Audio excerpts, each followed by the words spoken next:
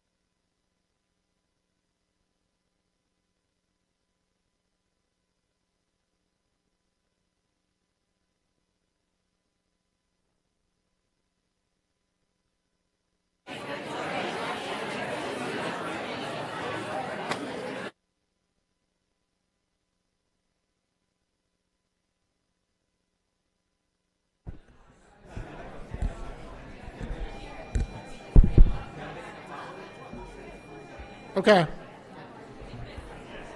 Hi, all. Can everybody please stand for the Pledge of Allegiance? I pledge allegiance to the flag of the United States of America and to the republic for which it stands, one nation, under God, indivisible, with liberty and justice for all. We are going to start our meeting tonight with a performance of songs by the high school students from the high school musical Legally Blonde.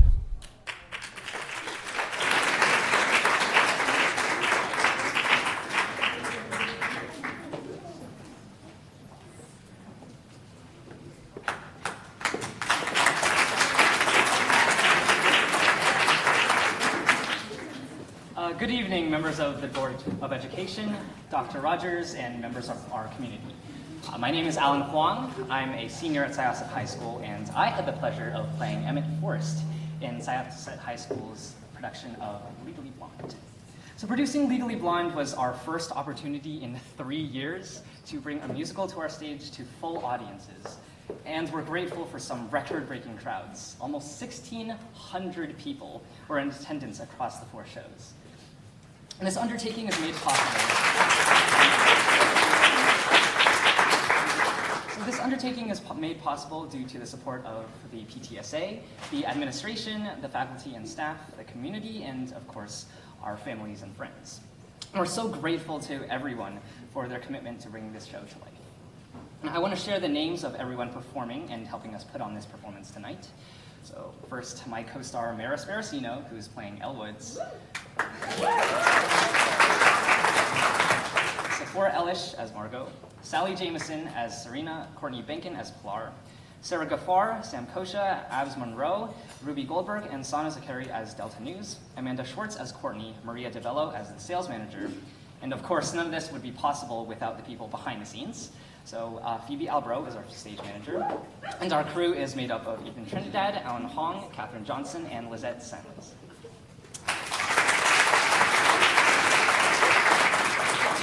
I'm going to go a little off script here. I just want to take this moment to personally thank Mr. Connor, Ms. Howell, Mr. Caputo, and all of the teachers and staff who were able to bring this production to life. Without this, none of this would be possible. And of course, I also want to thank my amazing cast and crew for making this such an amazing, amazing experience. I enjoyed this experience so much, and I hope through our performances we're able to convey how powerful and how uniting that theater can be. And when we're on stage, we're not just reciting lines, but we're creating stories and fostering genuine emotions that we hope are able to inspire everyone around us to stay true to themselves, just as Elwoods has.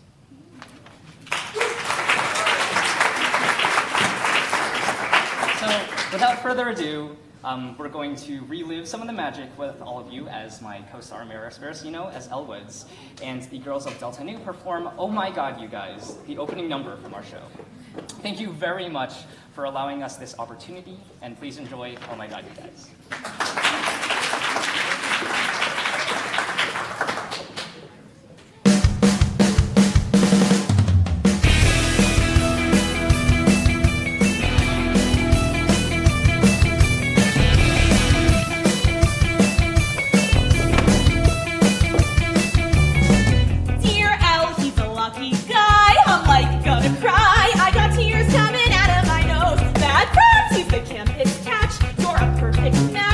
You both got such great taste in clothes. Of course we will without.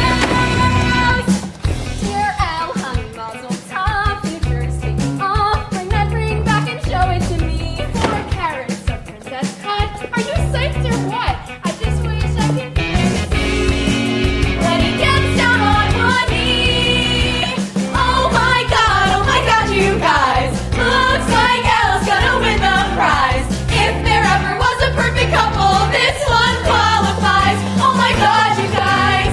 Oh my God, this is happening. Our own homecoming queen and king. Finally she'll be trying on a huge engagement ring for size. Oh my God, you guys. Oh my God. Oh my God.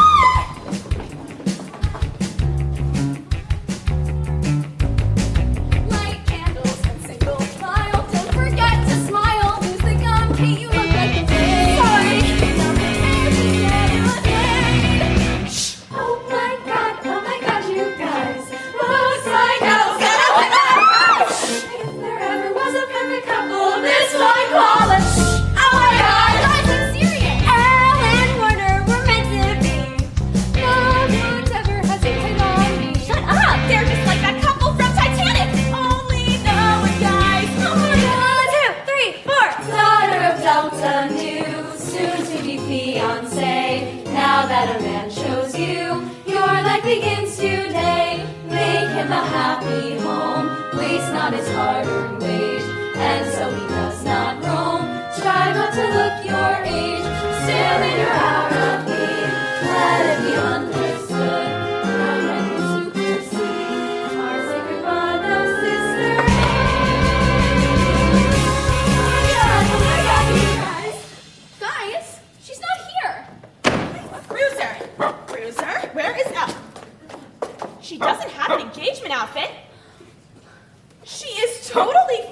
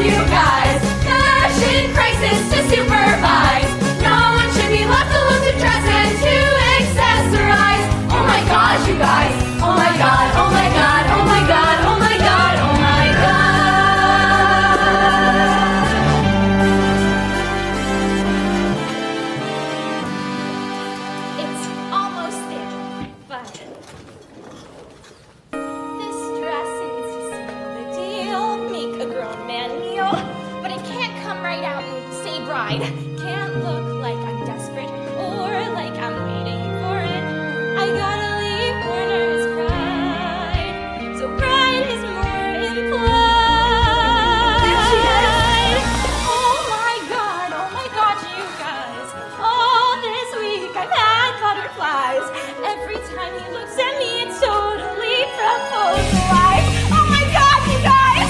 So help me dress for my fairy tale. Can't wear something I put on sale. Mom is like forever, this is no time to economize. Oh my God, you guys! Blondes make commission so easy. Excuse me, have you seen this? It just came in and it's perfect for a blonde. Right, with a half loop stitch on China silk? Uh-huh. Except, the thing is, you can't use a half loop stitch on China silk. It'll pucker. And, you didn't just get this in because I saw it in last May's Vogue. Oh my God, you guys. I am not about to buy last year's dress at this year's price. I'll saw right through that salesgirl's lies. It may be perfect for a blonde, but I'm not that blonde. I may be in love, but I'm not stupid. Lady, I've got eyes. Oh my God, Elwood, sorry, our mistake. Courtney, take your break. Just ignore her, she hasn't been well. Try this latest from Milan. Go on, try it on. I think they're my best clientele. It's a gift from me to Oh my God, you guys.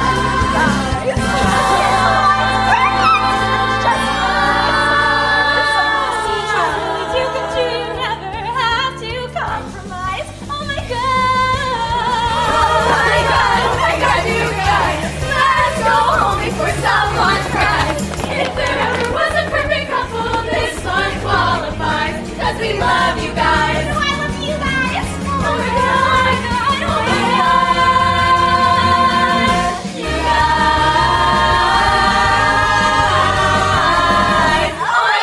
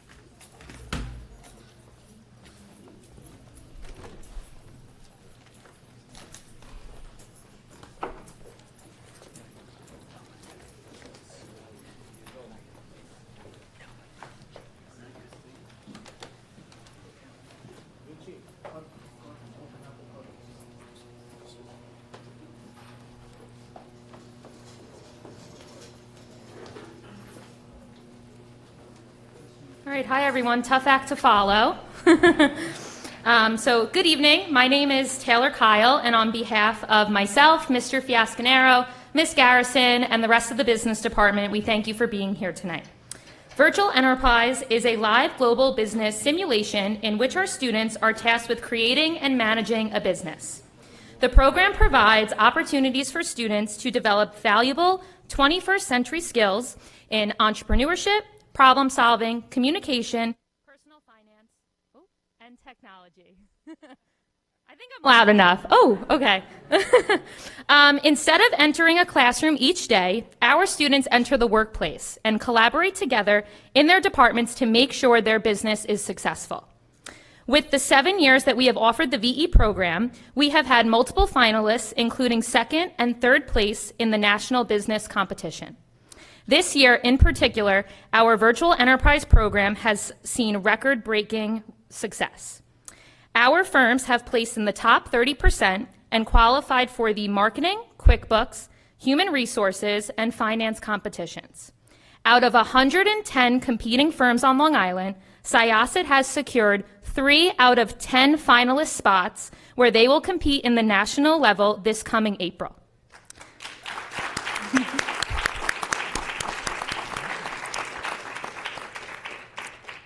This is the first time in Syosset's history that all three firms have made it to this round. As a department, we would like to thank Central Administration, High School Building Admin, the Board of Education, and community members for your continued support for the success of our students. I will now pass it over to Matt Fiasconaro. Thank you, Ms. Kyle. So now we're going to have our CEOs of our three firms for this year are going to come up and do an elevator pitch for you, so roughly around 1 minute, and tell you a little bit about their business. And just so you know, in the elevator pitch competition that Virtual Enterprise does throughout in the beginning of the year, each of our firms finished in the top 10% in a Virtual Enterprise. So out of over 500 firms, we were in the top 10%, all three of our firms. So you're about to see some wonderful pitches. No pressure, guys. All right, so our first CEO is Dylan Wexler from DRIP.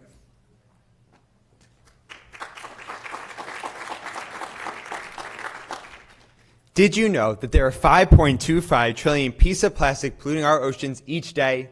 Hi, my name is Dylan Wexler, and I'm the CEO of DRIP. DRIP is a fully sustainable jewelry company that focuses on changing the world one bracelet at a time. Our fashion-forward bracelets are made from 100% recycled materials, which helps end the lack of sustainable jewelry sold in the global markets. The beads in our bracelets come from plastic that was removed from the ocean, and the string comes from recycled fishing nets or other string found as well. Additionally, in these uncertain times, the amount of people struggling with mental health is rising globally. Therefore, all of our bracelets contain either a word or a phrase of affirmation that helps instill confidence and positivity in all of our customers. DRIP's second product line consists of our university spirit wear. We noticed a void in the global markets for a sustainable way that college students can support their school, so we created our bracelets to do just that. Our college bracelets contain either their school's name or slogan so that customers can represent their school fashionably and sustainably. Finally, DRIP created the Day at DRIP program, where our team will go into a school or business and do a full day of activities promoting sustainability and giving advice on how one can better their mental health. If you're interested in finding more about our amazing company, feel free to follow us on Instagram or TikTok at drip.vei to learn how you can ride the tide and take the green side with DRIP. Thank you.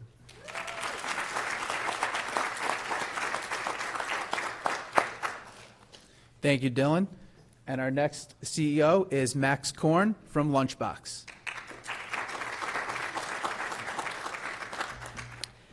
Hi, my name is Max Korn. I'm from Lunchbox. Have you ever heard of someone being excited for school lunch? I didn't think so. Did you know that 40% of students do not eat school lunch provided? Also, 70% of students survey that they prefer the options provided at their school, that they prefer options provided from home rather than their school. Well, that's all about to change with Lunchbox. Our mission is to provide a healthy alternative to school lunch that caters to all students and staff's dietary needs while educating them about nutrition. At Lunchbox, we understand that it can be difficult to find options at schools that fit your dietary needs and also accommodate a busy on-the-go schedule. Many students do not have a lunch period and others stay after school for sports and extracurricular activities, but do not have any nutritious options to give them energy and keep them full. That's why we created refrigerated vending machines that have breakfast, lunch, and snack options that are available for students and staff members both during and after school. Found something you love in the vending machine? We knew you would. Head over to our website and order our meal delivery services. Lunchboxes that will be delivered fresh to your doorstep at the start of each week. At Lunchbox, we are transforming the vending machine experience with convenient, nutritious, and environmentally friendly options that are inclusive of all dietary restrictions. Please follow us on social media. We're on Instagram, Facebook, and TikTok if you'd like to learn more, and we would love to talk further with you. At Lunchbox, it's an A+ lunch.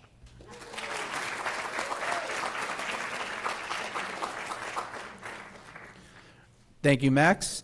And last but not least, Kyle Dapis from Thrive Healthy Living.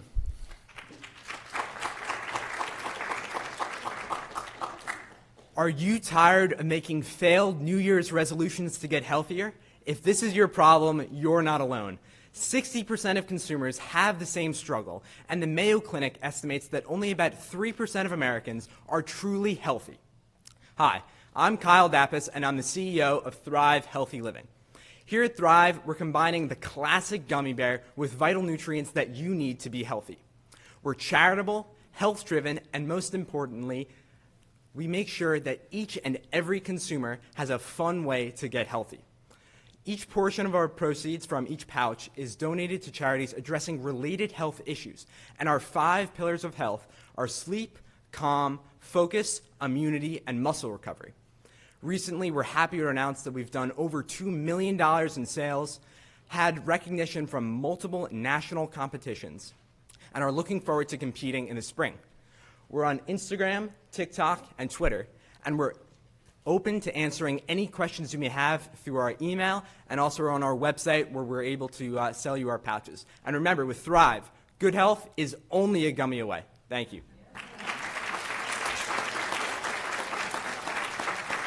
Thank you.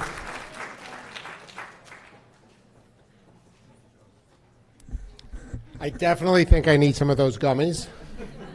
Shark Tank is next for you guys. All right, so the board, we can go up onto the stage. Thank you very much. Great job. Good.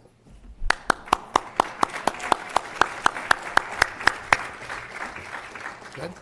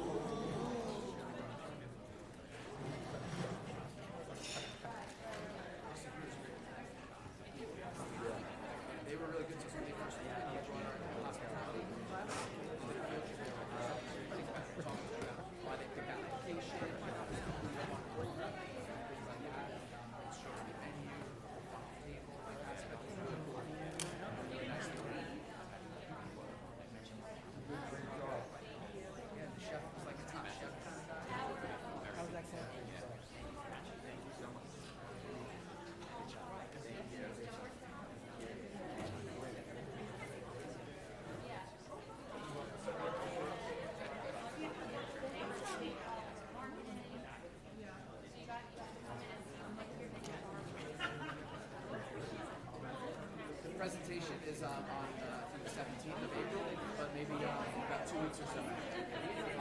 Yeah, I'll email you. We'll see how we can fit your schedule. It'd be nice to get an HR person's perspective.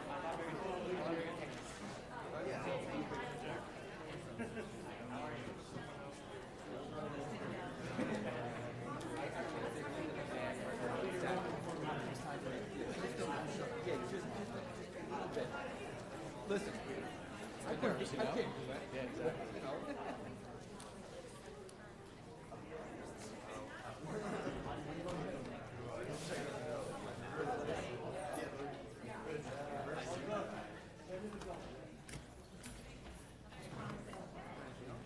No, have to bring the screen back down.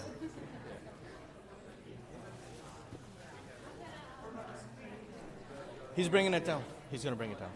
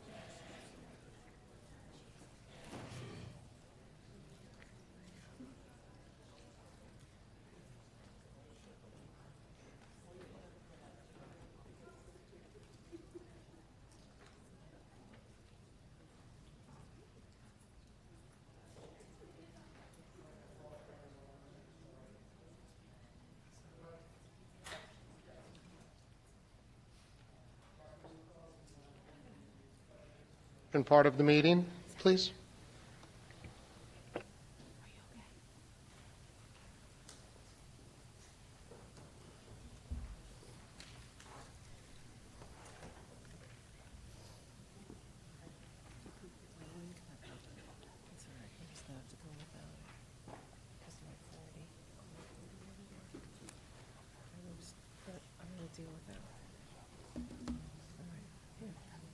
Thank you.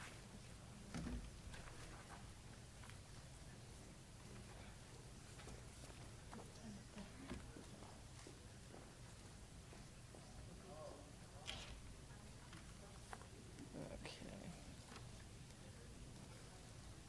Of course I can't see this. Okay, good evening. So tonight is our second discussion of the 23-24 budget. Our February meeting, we went through the capital and admin draft sections, and tonight we're going to take a look at program benefits and then a little bit of time on reserves.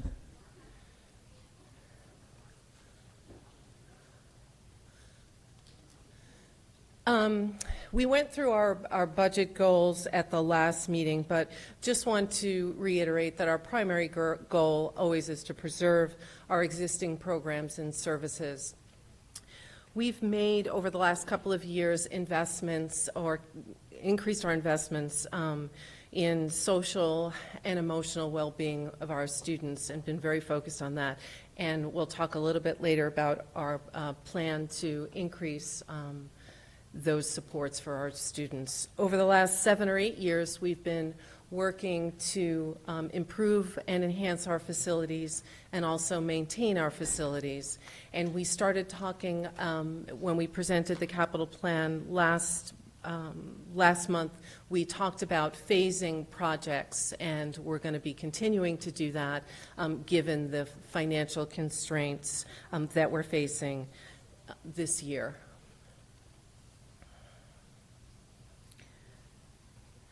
I just want to go back.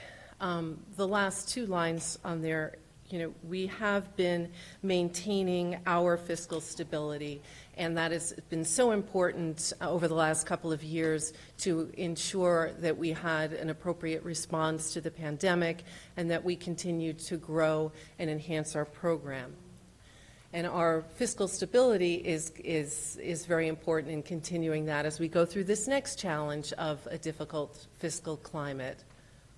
And of course, we're going to do all this while managing record levels of inflation. We talked about the budget drivers last month, but I just thought it was important to know because we're going to be looking more closely at some of these items, such as the health insurance premium. I'm going to talk a little bit about our TANS borrowing costs, which came up last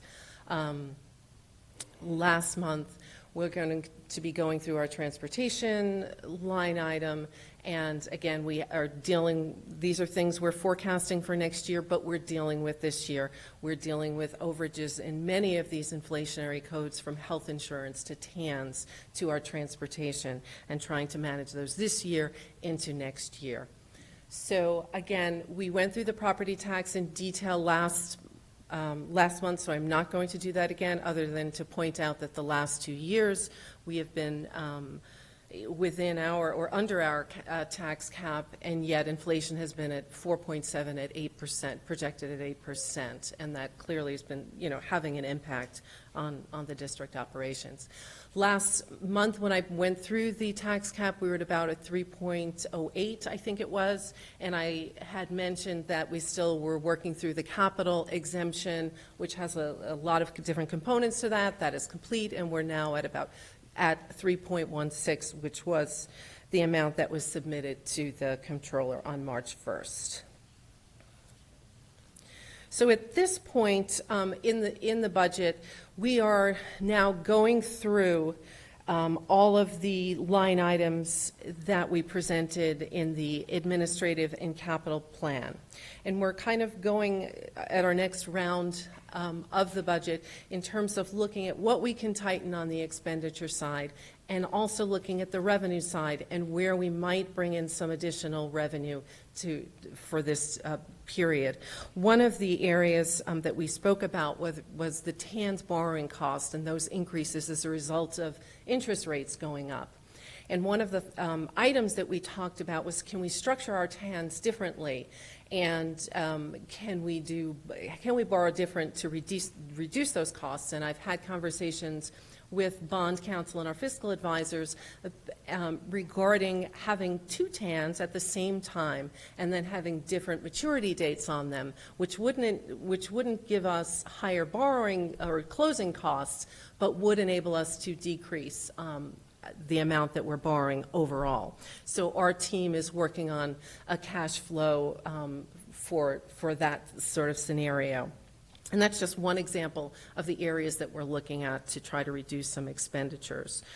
We routinely analyze vacated positions to see where we can tighten, and we're looking at, we're wrapping up a lot of our capital projects, so we'll be looking at some positions in the operations area to see if there's some tightening we can do there now that projects have rolled off and there might be decreased needs in some areas.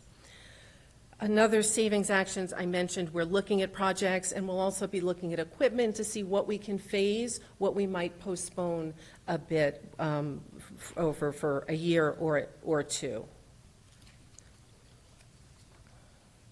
So I want to go through the benefits. This is just a tax cap calculation at 3.16. The chart on the left, which you've seen many times before, shows that we have been under the cap in all years. And while we will be under the cap again, I think I mentioned last month, and I would just reiterate that we will be bumping right up against that cap given all of the inflationary pressures that we're under.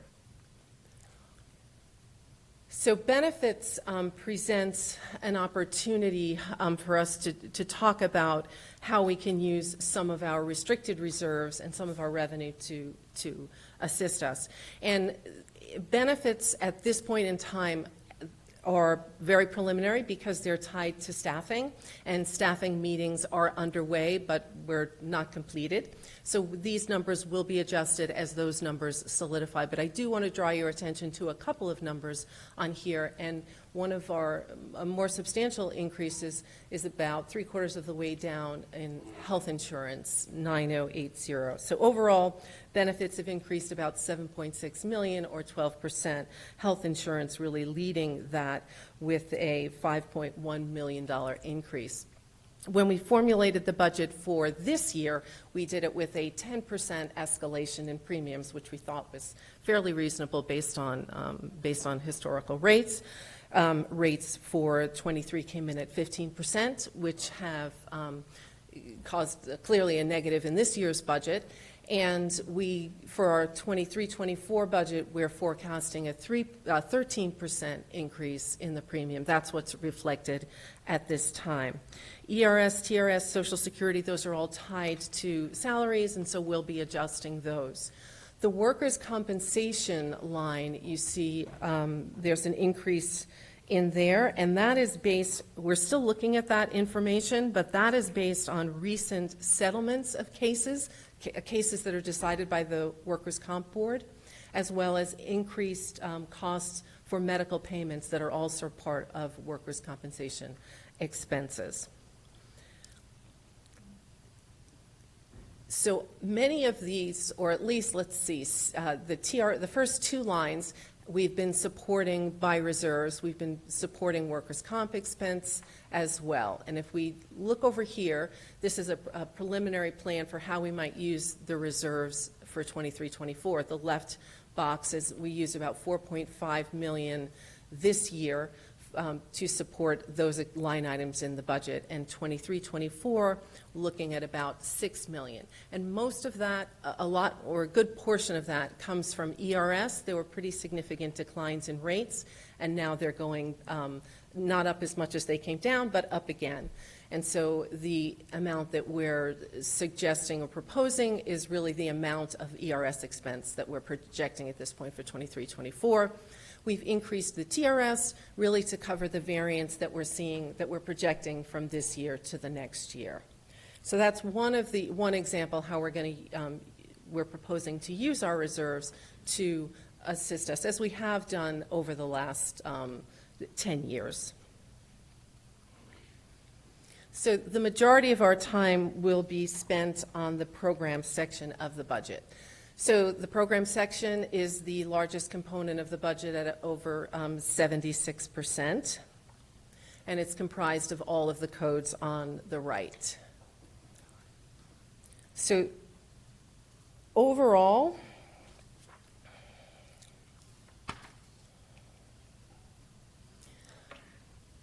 we can see that there's an increase of 6.71% on the entire program section of the budget, and $9.8 million. Staffing adjustments in the secondary schools in the current year, and increased support for social emotional needs of our students are part of the overall increase in this code. If you look to the bottom right, there's a forecast or projection of a 1 FTE increase. However, I would just remind you that we are just in the middle of our staffing meeting, so this is all very preliminary, but that number I'll talk about in the subsequent slides. The largest code in the program section is 2110. It comprises, I would say, about 1/3 of the district's budget, and that is it's called teaching regular school, 2110, or I call it instruction. And it provides for the district's basic educational program, represents, I said 1/3 of the district's budget at $87 million, and this is all of our classroom teachers, our textbooks, supplies, contractual services are all in this code. And you can see there's a roughly $4.3 million or 5.2% increase. And some of that is related to the additional instructional staff that we hired this current year, really reflecting enrollments in specific classes and courses at the secondary level. Contractual salary adjustments, BOCES services also contributed to this code. You can see there's about a $112,000 increase in arts and education and exploratory enrichment, and those are done in partnership with the PTA. One of the advantages of using BOCES for these services is that we get about 60% in aid in the subsequent year. So that's a good way of sort of providing programs, enhanced programming to students for reduced cost.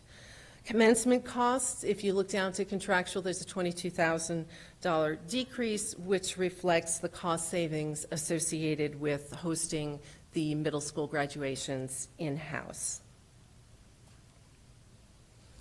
Special education provides, 2250 provides for the district's special education program. So it also contains all of the salaries for teachers, speech teachers, therapists, instructional support, tutors, teacher aides, for our special education students, also contractual services. And just as a reminder, anything that starts with a 4 is a contractual services, meaning we contract out for that services.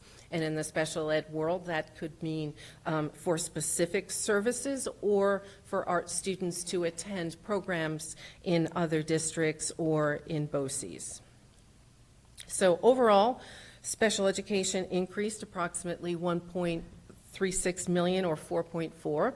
That's a result of staffing adjustments and shifts that we had in the current year, all based on students' IEPs.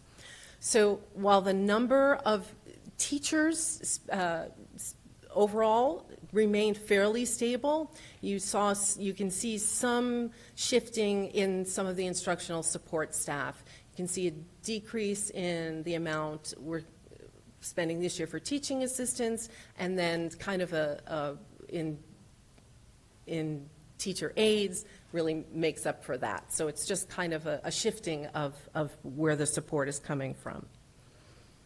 We also had a 0.6 FTE increase in a physical therapist for the district this year. So changes to the contractual codes. The current contractual codes really reflect where the kids are now this year with some contingency, and I've increased that contingency based on the higher number of initial referrals that could potentially become placements. So there's an increase in the contingency number that we've had based on what we're seeing at this time. The next two codes are occupational education and summer school. So occupational education, the first code increased by about $155K or 36%. It reflects higher student enrollment in occupational educational programs as well as anticipated rate increases from BOCES. And these programs are run at Barry Tech and the Long Island School for the Arts. Summer school provides remediation, enrichment, as well as the extended year program that's required by CSE. You may recall the summer program was expanded in the summer of 2021 and 22, and we're currently planning for the summer of 23. You'll see there's a decrease of approximately $29,000 or 5%, and that's primarily due to staffing shifts.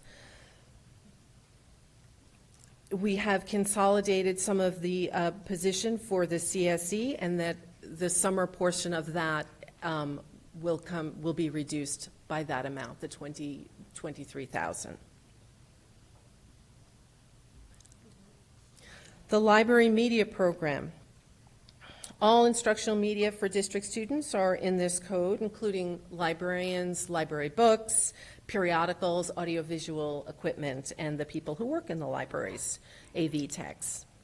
The increase in the library code of about $103K or 3.7 is due to contractual salary adjustments as well as increased overtime as our library media specialists assist with live streaming and events that occur after the school day. And then BOCES services reflects price increases as well as expanded online databases that our students use. The code underneath that is computer-assisted instruction, and that reflects costs for computer hardware and software that's related to instruction. That increased by about $858,000 or 22%. The majority, if you look down on there, is about $831,000. That's for BOCES services. So this includes a Chromebook replacement project, all of our spending on instructional software, 24-hour cyber monitoring, and those types of expenses. I would point out, or just remind you that there's another code that's administrative technology that was presented last month, and that had a $200,000 decrease, which is a little bit of an offset. And it also included in there was an E-rate project for $300,000, so that code would have been down by $500,000. Were it not for the E-rate project, the good news is we get that funding on the revenue side in next year as well. We are going through, we expanded a lot of our technology tools over the last couple of years, and we're now in the process of going through all of the software that we use, kind of standardizing what we use and determining what's the best fit for going forward, and that work is ongoing. And just a note about BOCES projects. As you know, we've done many technology projects through BOCES, and we also get about 50% of that back in the subsequent year in BOCES aid. So it's a good way for us to advance our technology over the last several years. Okay, these two codes, attendance and guidance. Attendance contains the expenses for our 3 attendance offices, and you can see that the code decreased by about 13%, and that's primarily due to the reduction of about a half a FTE clerical, which occurred in the current school year. Guidance increased by about $175,000 or 5.3%. Primarily due to the addition of a guidance counselor in the current year to provide greater access to counseling services, and to help address kids' learning and social needs. The Health Services Code includes all of our nurses and contractual services for outsourced nurses who provide coverage for our nurses when they're out. And it also includes costs for physician-related services, health services that we pay for other districts if their students are enrolled in private schools that are in Syosset. We expect next year to have a decrease in our contracted nurses. We're seeing that already this year, and so we're anticipating that trend to continue. The next two codes, psychological and social work services. Psychological services, we see an $87,000 or 3.4% increase, and that reflects some staffing shift, including the planned consolidation of the CPSE chair position into an existing administrative position. The social worker code shows an increase of approximately $229,000 or 68%, and that's due to the current allocation that's in there for 2 additional social worker positions to better meet the needs of our students at the elementary level. And this follows an additional 0.5 increase that we had in the current year. And the district also has an additional 3 FTE social workers that are charged to our grant.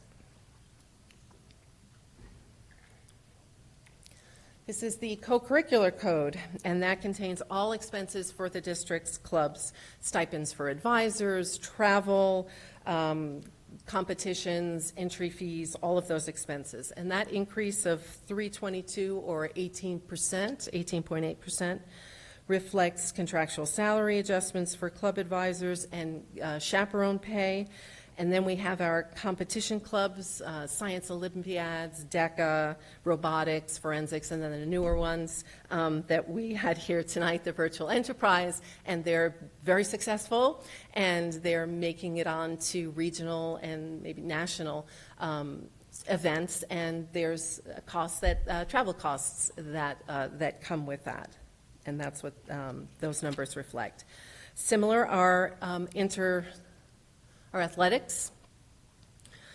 All of the athletic program costs are here: coaches, chaperones, entry fees, referee fees, supplies, reconditioning of equipment are all captured in this code. And the increase of approximately $325 or 12% reflects contractual salary adjustments for coaches, as well as supervision pay, as well as costs for extended seasons, again, as our teams are successful, and that is a good thing. Equipment replacement, we have an allocation in there for replacement of soccer and lacrosse goals, and that also contributes to the increase. We have the allocation for flag football in 23, which is being partially offset with a grant in the current year. Transportation. Transportation contains 2 function codes, one for the in-house supportive transportation and the other is for contracted transportation. Clearly, the more significant increase is in the bottom, which is contracted transportation. So our transportation contract, all state, New York State, we use the state contracted rate, which is we go out to bid, and then when we extend, we are subject to the state contract rule of May CPI. And so May CPI was 6.3%, so we experienced a 6.3% increase. And we anticipate, we have another 6.3. I'm not sure what May. We took the most recent, I think it was January CPI, which was also 6.3. So the increase reflects both inflationary increases as well as additional routes that we have had to create in this year for regular routes and special ed routes. We've also assigned additional monitors to our buses to help deal with some behavior issues, supervision issues, And so those factors have led to the increase there. You'll also see that gasoline, we have an increase that really reflects where I think we're going to wind up this year in terms of being more at the 400,000 level rather than the 250, which we had in this budget. That's another area in gasoline and utilities that we're struggling with this year.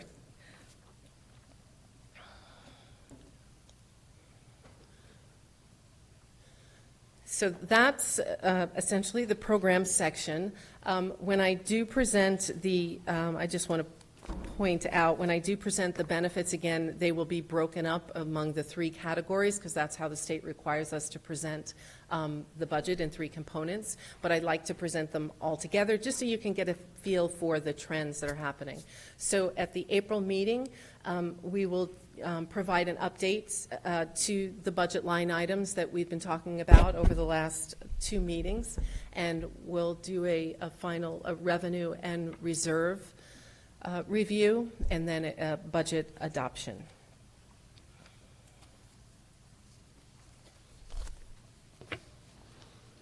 Thank you, Dr. Rufo. I love your command of the detail of the budget, and I want to thank you and your team for taking all the time to put it together. I've always admired you over the years on how well you present the budget.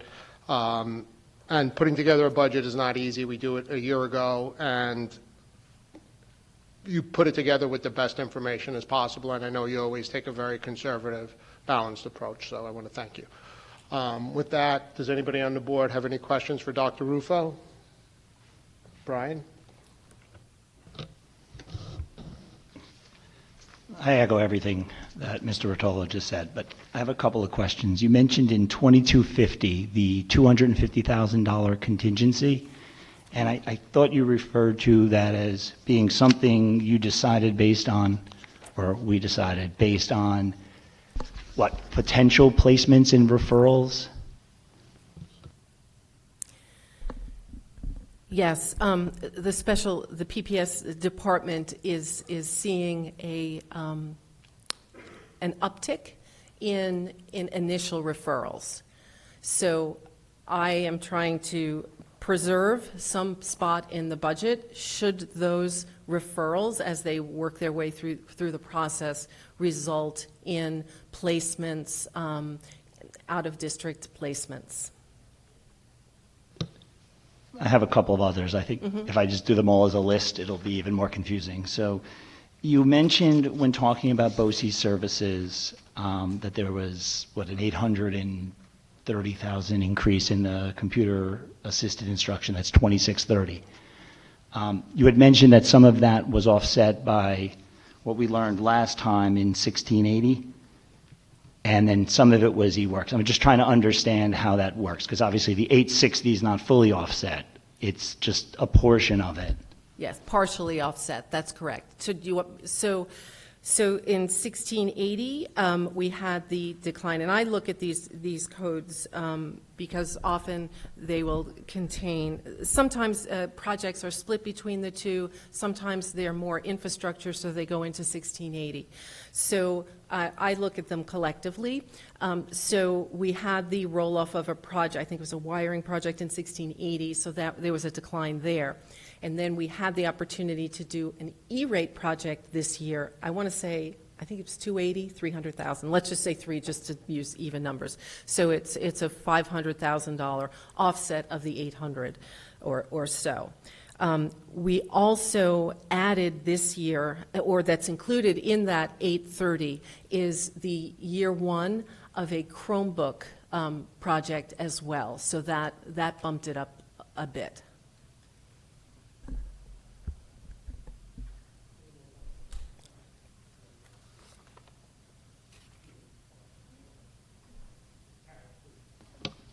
I just want to make a quick comment. Thank you, Dr. Rufo, for presenting the budget. And I've been sitting in this budget presentation for years, and it's always very detailed and always reflects what we need in the district. And it's very grateful to see that with the current situation, with the inflations and everything else, we are still able to add 2 social workers, because when we talk about social emotional learning, it's so important to our kids. And then despite everything that's happening and with this tight budget, we are able to put in 2 full-time social workers. So I just want to thank you for building that and to see the needs of our students in the district.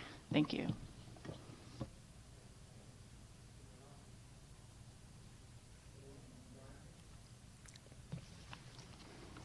And I'll echo everything Ms. Chang said as well. One other thing that jumped out at me, and this is as much a comment and a question for all of us, is the transportation. The numbers in the $13 million range. And looking back, 1920, I think it was $8 million. There's nothing you can do about it right now, and I understand that. I just want to make sure everyone up here hears that. And the other item, the summer school. I know last year we switched over to Summer School 2.0, and the $500,000 number looks incredible to me, considering my kids have been there before, and I think it's a wonderful program. Are we looking, and Dr. Rogers, this may be for you, is this Summer School 3.0, or are we going to continue with the great program from last year? No, our goal is to continue with the great program from last year. We challenged the staff to come up with a refresh of some of the offerings at summer school, particularly in the enrichment category. They blew us away with the creativity of the ideas that they came up with. Obviously, it was very attractive to families as well, and we saw that enrollment increase in the summer program. So we're hoping to keep that richness, and what we're doing is looking at how we staff the program, and it'll be back in the high school, so there's some efficiencies that we'll gain from that. So the goal is to continue the great summer school program that we have.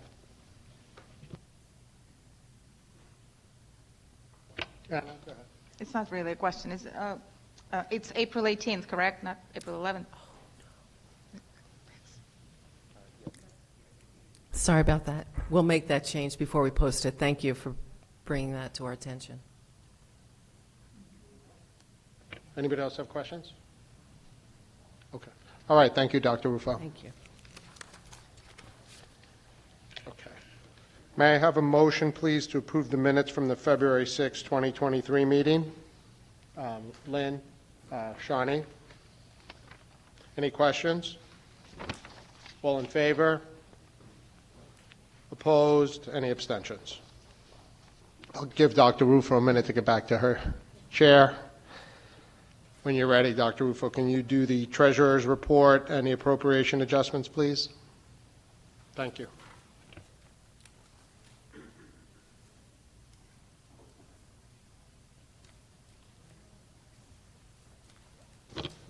Okay, thank you. As indicated in the Treasurer's report, the cash on hand for month-end January 2023 was $102,911,169.79. Shows that bank balances for all cash accounts were reconciled to the book balances and were collateralized in accordance with the district's banking agreements and investment policy. Thank you.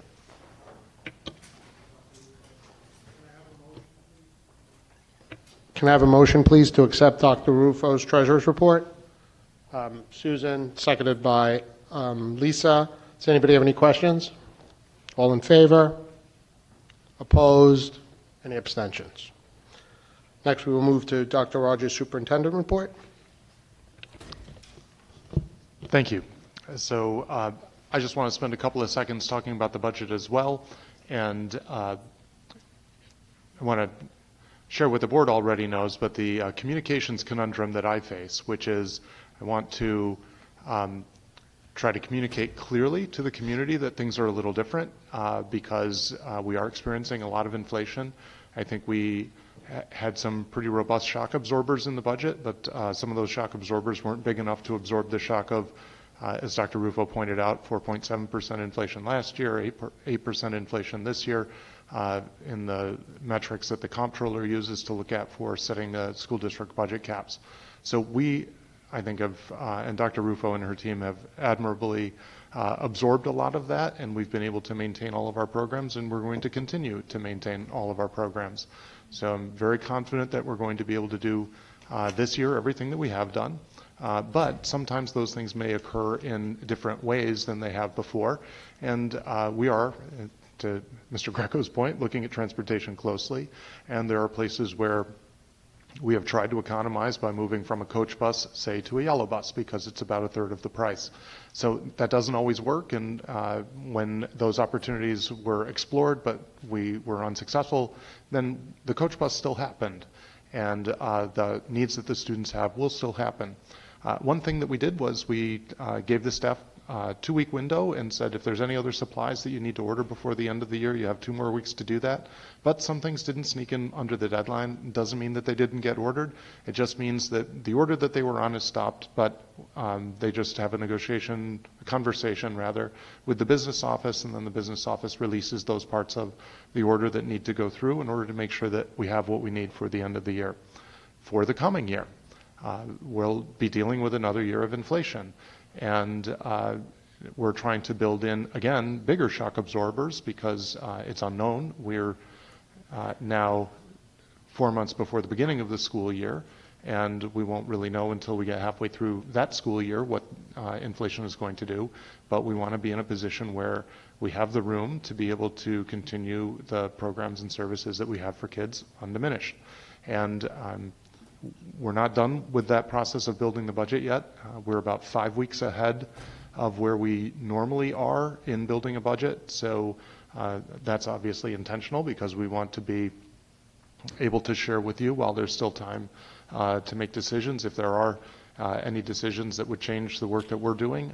But those preliminary, where we are right now, I'm encouraged. So, we will continue to work hard. We'll continue to report to you. And as I said, the communication challenge I have is to signal that inflation's real, and this year is a little different than other years. And so the way we're operating is also a little different than other years. My worry was if I didn't talk about it at all, the fact that we did things slightly differently might panic people. But the fact that I'm talking at all may have made some people nervous as well. So I think what will happen is when we get to the end of this budget process, it'll become clear that the wonderful services that we all love and appreciate in Syosset will remain in place. Some things might operate a little bit differently, but the opportunities for kids will still be there. Their success and their ability to go on, as our VE kids are doing, to national competitions will be there as well. So I would just ask patience as we try to communicate honestly, and don't read into the fact that we're communicating at all as a need to be unnecessarily nervous. That's not the point. The point is actually to try and communicate clearly. So I will also just add a little bit more texture to what Dr. Rufo was sharing. The line for substitutes was higher than we had anticipated it would be. We had hoped that we would see COVID receding more this year than it had. And as the board knows, this has been one of the worst flu seasons, the fall, on record. In fact, in the first 3 months of the school year, we had more flu cases just in those 3 months than we had in the 2 flu seasons before it. So it was just an extraordinary year. We had lots of absences to deal with. And the one challenge with COVID is folks are required by regulation to stay out for 5 days. So unlike when someone gets a cold and might be back in a day or two, with COVID, we're seeing that the absences are much longer, and so the need to cover with substitutes was also greater. I'm asked from time to time why things might be different in another school district elsewhere in the county. And the answer is because all school districts are different and experiencing different things. Nassau County as a whole has been going through a period of steady enrollment decline, but that's not been the case in Syosset. So over the course since 2015, my arrival was in 2014, the district has experienced about a 13% increase in enrollment over the same time period. The county has gone down by 3%. So, that's a difference in the circumstances we're facing. The state has had a very generous aid year this year, and that's certainly come as a welcome thing for all superintendents. But the challenge is some of the school districts were getting increases in state aid. In fact, the top 10 increases on Long Island were all over not just 11% of state aid, but 11% of the entire budget, meaning they could have grown their whole budget by 11% just on the money that the state gave them. That's not the case for us. The case for us was it was about 3.5%, and that's against the backdrop of as Dr. Rufo showed, an 8% increase in inflation. So we've welcomed that state aid. We're going to have to marry it to the local property tax that we raise in order to deal with some of these inflationary costs. And just lastly, sorry, so many notes. I would just say that the challenges in transportation are we are on the cusp of what may be a major change in how transportation services, not Syosset, but generally. The state has required that schools no longer can purchase fossil fuel powered buses after 2027, and by the year 2035 must convert completely to electric buses. So I think this is going to affect a lot of the companies that provide transportation. Certainly it's a challenge for school districts that have their own fleet infrastructures. So there's going to be a point of retiring a lot of buses and buying new buses and transitioning fleets and trying to set up charging stations and all of that. And I do anticipate that that's going to be a very challenging thing to get through. But it wouldn't surprise me if the companies that are going to be responsible for doing this are already anticipating some of those costs. So I just put that out there as something that we're going to continue to keep our eyes on. And if we find ways that we can do this more economically, obviously we'll bring that to the board for its consideration. So this has been a challenging year, but it's not a discouraging year. And we have a little bit more work to do, but I'm looking forward to our next report to the board. On other subjects, just to talk about in my report, we have been having public meetings around the Transitional Bilingual Education Program that I shared with you. The response has been extremely modest. So we've tried multiple means of communicating with families, and we understand the very purpose of this program is to communicate with families whose first language is not English. So we are going to make some extra efforts to try and communicate with those families, but if the interest does not increase in the program, we're going to come back to you with some recommendations and decisions. Just a reminder to the public, we put out the follow-up to the conversation that we've been having that started before the pandemic about trying to increase the amount of sleep adolescents get. Again, this is a transportation question ultimately, but we do want public feedback on the work that we've done with school start times. It's not possible to change one start time at one level, meaning by level I mean elementary, middle, second, high school, without it impacting the other levels. So this is something that affects all families, even if you don't have a student at the high school yet. Your opinion on the subject is important to us, and we look forward to bringing the results of that survey to the board. It was in my last Friday update. It'll be again in a separate update so that it doesn't get buried in a lengthy Friday update, and we'll try and draw as much attention to it as well. Thank you, Ms. Chang, for spending a moment to appreciate the fact that we were able to provide some additional mental health services for students with our social workers. We all know coming out of the pandemic, this is the biggest need that our students have, and it was important to us as we worked through this budget to make sure that we continued to add capacity to meet the needs of our students. So with all of that, I will turn it back over to you, Mr. Rotolo. Thank you, Dr. Rogers. And I know, as you've always done in the past, you've done a great job of managing all our programs and keeping us under the tax cap, but I guess now we also have a third leg of the stool, which is now manage inflation. So does anybody have any questions for Dr. Rogers? Jack, please. Sure.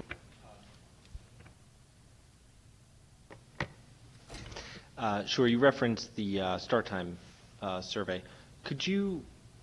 How long is the survey going to be open, and do we have a sense of how many folks have responded? When I clicked through the survey, it was only about, I want to say 450 comments in the first few days.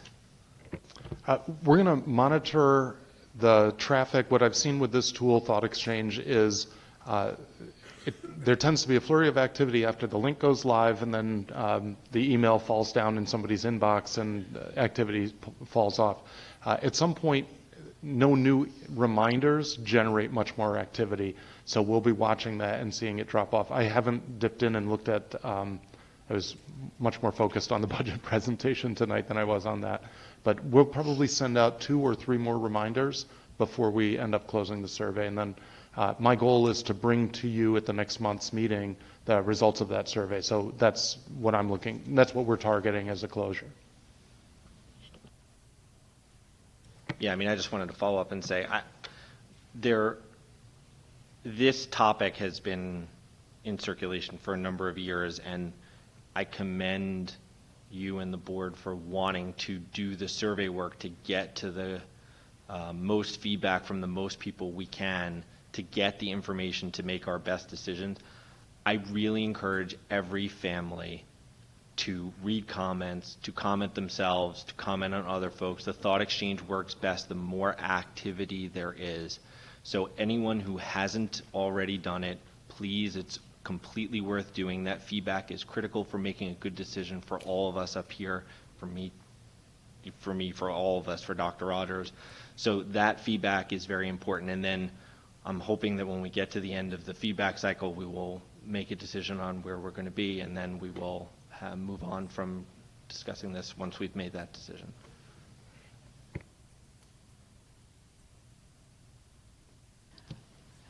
Thanks, Jack, for reminding the families, and it's just not just the family members, the students and staff too. Everyone's welcome to participate, especially not just for high school, but elementary, middle school, because they eventually move on to high school. So this is very critical for, families with younger kids as well. Just to add to Carol, it's not only that when they get to high school that it will affect them, but it will affect them immediately, because I think some of the options had changes to elementary and middle school timing, including end times and different things. So everybody in any school should take part in it because it affects the entire community as a whole.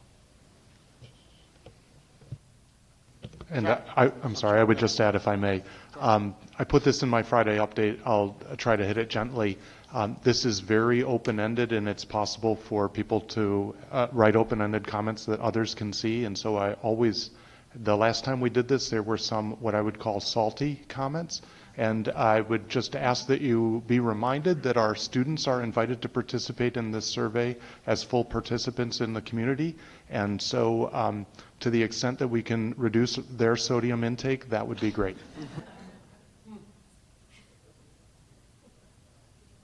One other thing, which is during the summary of the budget information, you referenced our increase in enrollment over the last, I think you said 8 years. Can you just give me a strategic level point about how that's washing through the budget, both now and potentially in future? And so it's an interesting comment. I just want to sort of get some higher level commentary about why you called it out. The reason I drew some attention to it was because it would be natural to ask comparison questions. How are we relative to others? And so I thought it was important to point out that we're unique in a lot of ways. We're unique in this way, that we've been growing when others have been getting a little bit smaller. How is it going to play out? 2 meetings ago, I think it was 2 meetings ago, maybe 3, we did the presentation of the enrollment study that we had commissioned, and we saw that we had 2 summers ago a very large cohort of students join the district, and that cohort of students is going to move through. Right now it looks as though HBT's enrollment has peaked and will probably stay in the same range that it's at now. The enrollment in Southwoods, as this group ages, will likely move into Southwoods as a middle school. Ultimately, though, this group will go through the high school. So what we have not seen last summer or during the course of this year is a wave of new enrollments in the way that we saw that summer of 21. So you'll recall from my conversations with the board in the fall of 21, my question was whether this was a one-time thing or if this was going to be a new trend that we had to deal with. Fortunately, it appears to have been a one-time thing.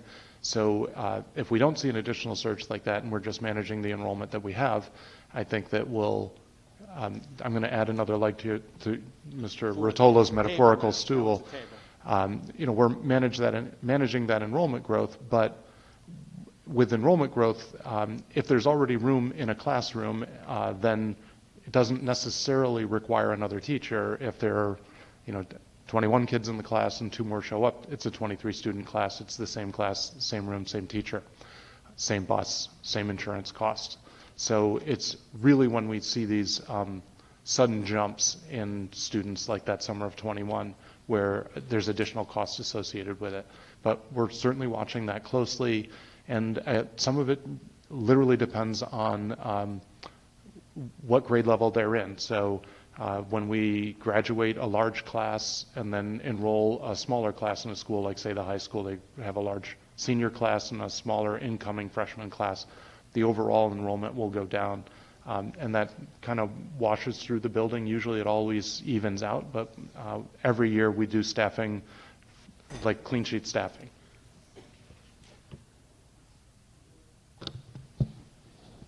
I'm sure it was on things that we've seen before, but have we ever had this many students enrolled in the district, or is this higher than it's ever been before? The enrollments drop started in 2005, and the district went down for 10 years until 2015. 2015 is when we hit bottom, and we've been going up ever since. Off the top of my head, I don't recall the 2005 enrollment. I was still in high school. No. But we're close to that, if not a little bit over. So, we're near our peak, if not over our peak. I was going to say, I saw some old data from State Ed, which, depending on dates, whatever, I think we're about 5% over where we were in 2005 but again, we have official data that's going to be different based on when that was collected and things like that. That's order of magnitude. And 2005 was the highest that was the highest peak to date before this peak. I don't think I went back beyond 2000, and in some ways, the question is how many kids do we have, and then the other question is how relevant is that for planning purposes. The reason why I say that is the program now looks so different from the program in 2005. Like in terms of how much space do you need for the program, there's a lot more support services, there's a lot more special education services, social workers, something the district really didn't have when I arrived. So the program looks very different. So even if we were to say, oh, we had this many students then and the physical plant was adequate, it was adequate for a program that was delivered in a different way, fewer music and art opportunities for kids as well. So it's so dissimilar now that there's not much to be gained from looking back at data that old. Thank you, Dr. Rogers. Want a math presentation next? Yep. So I'll ask Dr. John Genova, who is our K-12 coordinator of mathematics, to do a presentation on, John is responsible for the math and business departments. So congratulations, Dr. Genova, on the success of the VE students going on to nationals, all 3 teams progressing. That's the first time we've had that. So that's a wonderful accolade for your departments. And want to talk with the board a little bit about some developments in math and some work that we're doing to stay abreast of those developments.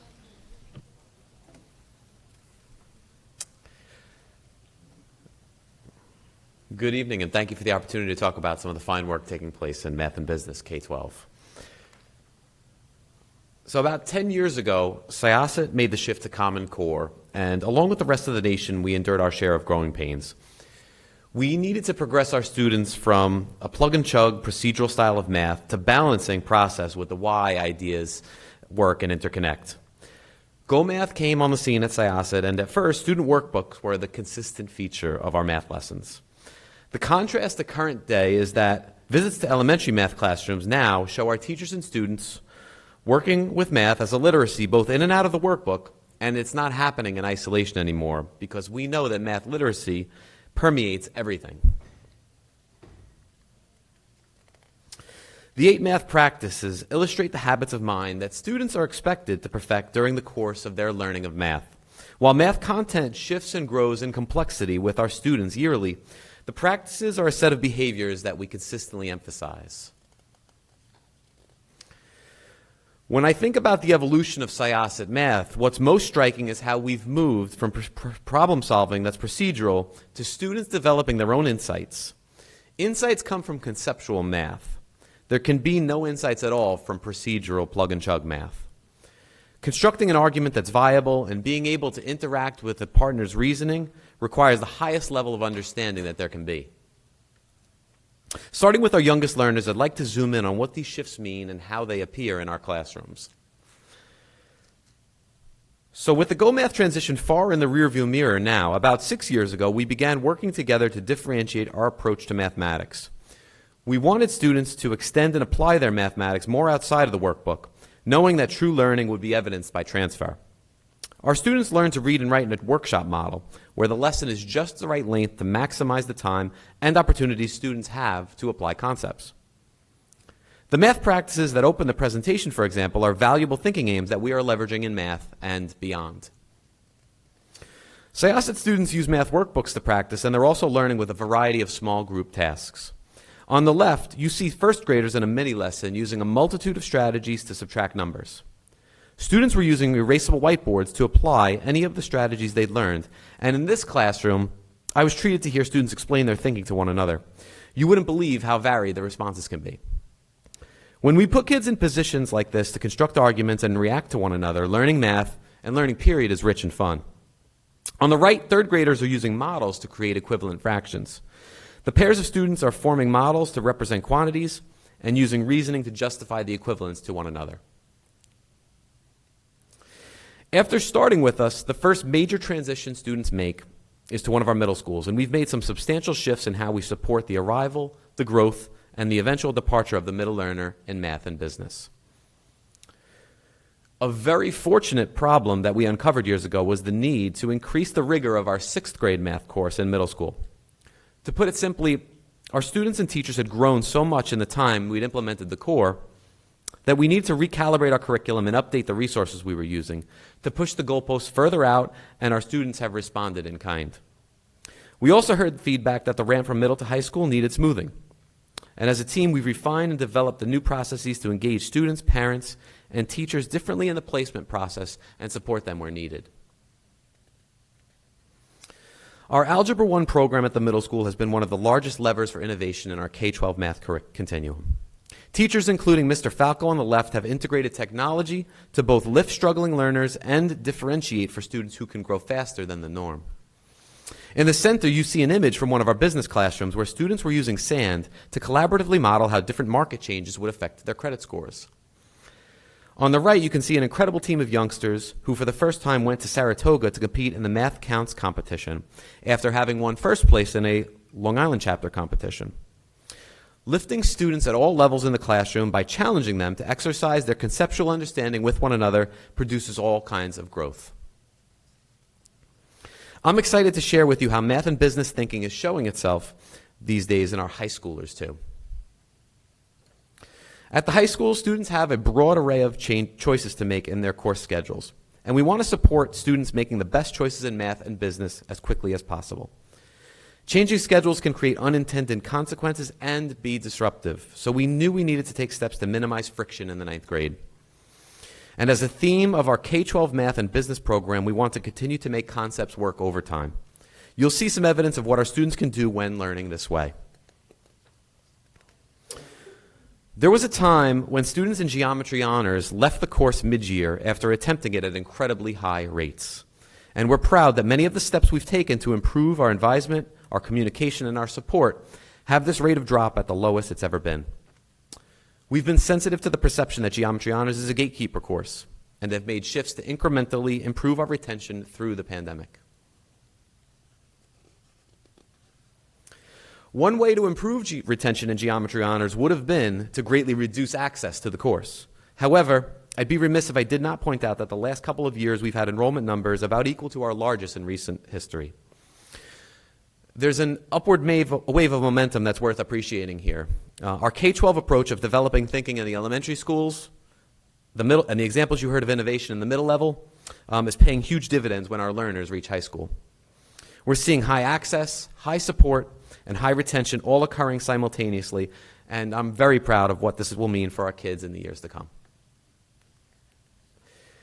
To share with you some awesome current examples of constructing viable arguments and critiquing the reasoning of others has no better example than this debate held in our math theory course. Students worked in teams to research and argue which was the more influential transcendental number, E or pi. On this slide, the team was presenting a math and business application of how E is used to calculate compound interest. Our students also very recently represented Syosset in record numbers at the DECA state competition in Rochester. This tremendously successful trip saw Syosset crown Molly Falco as state DECA president, pictured on the left with her campaign advisor, Natalie Obedian, and advisor, Ms. Garrison. Yeah, we can applaud that.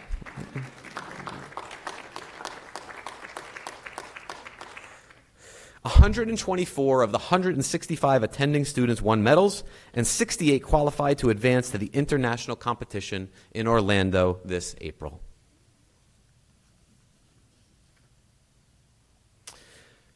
There's probably no finer example of the heights our students can reach in combining concepts, constructing arguments, and critiquing the reasoning of others than in research.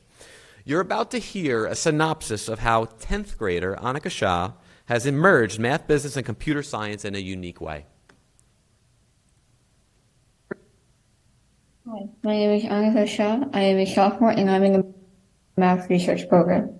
So my project is about finding the most accurate method for pricing options, and I use the Black-Scholes model, an approximation of the Black-Scholes partial differential equation, and a method using Chebyshev polynomials. And I came up with this project when I needed to find a topic, and I saw a paper that used orthogonal polynomials to price options. And Chebyshev polynomials are a type of orthogonal polynomial. And this excited me as a potential research topic because it incorporated both math and finance. Both are topics that I love. So I decided to go through with it. In order to complete my project, I had to learn parts of calculus, finance, as well as computer science. Here is the Black-Scholes model. This is the approximation of the Black-Scholes partial differential equation, and this is the Chebyshev method that I used. This is a calculator that I used to find the projected option prices using the Black-Scholes model, and this is the code that I used to find the projected option prices for the Black-Scholes partial differential equation approximation, and this is done in Python. As you can see on the right, this is the data some of the data that I collected. It is the predicted option prices for the Black-Scholes approximation, the Black-Scholes model, as well as the Chebyshev method. And I found that the Black-Scholes model was the most accurate and the Chebyshev method was the least accurate. However, to further confirm this conclusion, I would like to test out more commodity options, and I would like to test currency options in addition to commodity options. Thank you so much for listening.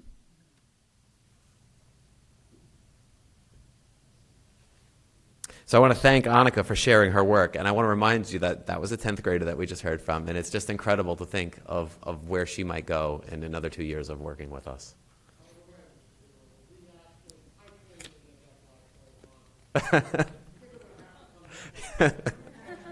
I could get you in touch with her. Hi, my name is Annika.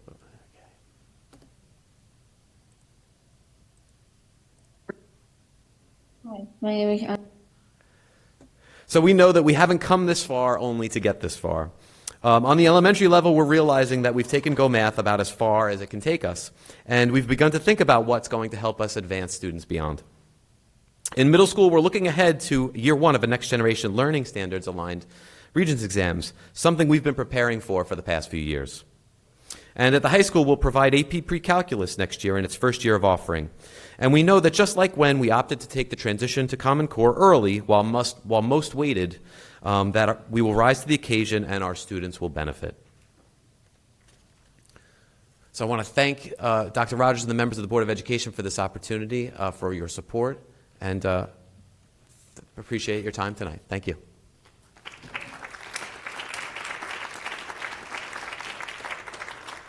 Thank you, Mr. Genova. Excellent presentation. Does the board have any questions, Mr. Genova? Hi, Carol, yes. Okay, Thank you, Dr. Genova, for the presentation, and it's definitely gone a long way since we implemented Go Math years ago. And I remember that lowering the geometry drop rate has been the goal, BOE's goal since 2017-18, and it's definitely great to see the drop rate to this level, and then seeing that the retention rate is also very high, and the performance too. Just out of curiosity, have we tracked the Algebra 2 performance as a result of that, just to see that the level of support we provided to the students, and then the success in geometry honors? And then does that mean, these students are still performing well in Algebra 2, or maybe the Algebra 2 drop rate is slightly different from before? How does that compare to that? We do track enrollment on a yearly basis, and geometry has been an interesting, geometry certainly had the most marked retention issue of all of the math courses. We never noticed a similar issue in Algebra 2, because what we tend to see is strong performance in Algebra 1 is usually recalled when students place in Algebra 2 honors. So we have one of the fortunate things we have at Syosset is we have a lot of competence and we have a lot of eagerness, and students generally, even if geometry was a difficult year, they'll return and say, well, I was a strong algebra student, and they'll return and study Algebra 2 at the honors level. So we've seen a lot more steadiness in Algebra 2 in terms of number of students and enrollment and sections that we'd run there. And just one more question. You mentioned about the math counts that the students went to do the competition in Saratoga. Is that for, what grade is that for? Is it just for middle school or for high school as well? Yes, that was a middle school competition. That team that you saw was a blend of 6th and 7th graders, and I think there may have been one 8th grader in there too. And do we provide that in high school too, or? We do not have a high school team. We have the high school competitions. The Mathletes competitions tend to dominate the high school scene more. Got it. Thank you. Welcome. Thank you for the presentation. It was amazing. So all this advancement and changing in the way of teaching has going away from just plugging in the numbers and memorization has allowed students to excel even more, opening new doors, new areas of math that they didn't experience before. So the amazing children are getting even more amazing, greater things. They are achieving things that the presentation by that 10th grader, I don't understand anything that she's just said. And I pride myself in doing well in math. How about children who are not? So since we are going away from memorization and plugging the numbers and going towards a conceptual knowledge, teaching conceptual knowledge, those children are doing well because they have, I guess, on their own, doing the repetition of memorizing multiplication tables and doing problems again and again. So they have that foundation, and you are adding the conceptual knowledge on top of it. How about children who are not? So basically, the part that we are not doing anymore, if some of the children are not doing it as much as they did before, how about the children who are not in that amazing level? Are they doing as well? So the top is going further than we have ever seen. How about the children who are not at the top? Well, I think the spirit of this work, I think, is to have math be something that's low floor and high ceiling. So that in other words, tasks that are accessible to all kids, that could just get every kid thinking about mathematics in whatever way that they're ready to. And I think an example of that you saw was the 8th grade work, the Algebra 1 work. That curriculum project has embodied a lot of differentiation and a lot of different teacher strategies that try to lift all learners, that are having a cascading effect up and are allowing students to reach the heights that you see, because we're getting more full participation from math classrooms. We're seeing all kids participate in math thinking at high levels. So I would say yes to answer your question. And I would just add a little more texture to Dr. Genova's response. I had an insight probably 6 years ago in a 5th grade classroom where the teacher had done something I thought was smart.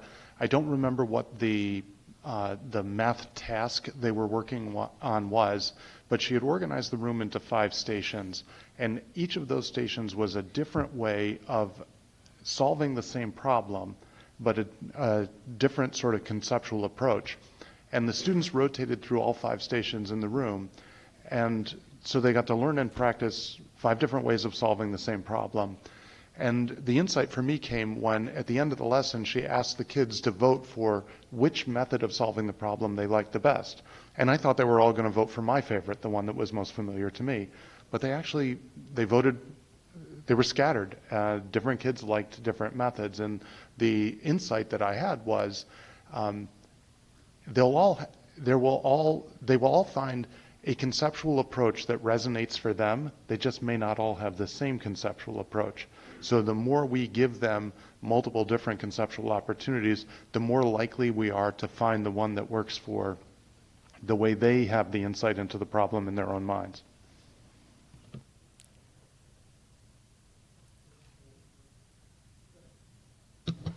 I feel like I have to say this because I feel like Mr. Rotolo and Dr. Park were being a little modest about Black-Scholes, but I have to say that as a 5-year full-time options trader, that is one of the most difficult things to understand, and not just the math. Literally what goes into understanding how to price options is incredible. And the fact that you said that was a 10th grader, that's unbelievable. Yes.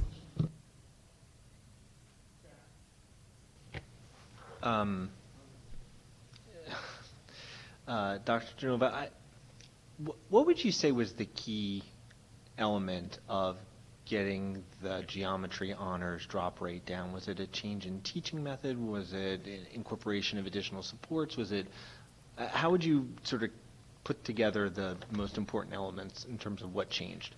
I think it was comprehensiveness. I think we had to look at both the course itself and what was happening, and also take steps at the elementary level, at the middle level, at the course directly preceding it. And really address all of those things. I think it was hard to limit all of those, but it's taken time, and I think you can see. I'm proud of the results now that we can point to and say that, over time we were able to really affect a positive change for kids. And the only last question I had is, I know that the Math 3.0 standards are coming. This is probably not the right forum to do that, but I've seen you record presentations for PTSA on things like that. Right. That kind of thing might be helpful. I love watching your presentation. I'm sorry, I'm a total math nerd, and by the way, I happen to love the Black-Scholes model. So, if you recorded a sort of presentation about sort of the incremental changes for Math 3.0, I'd be interested in seeing that. I assume these guys would too. Okay. Thank you.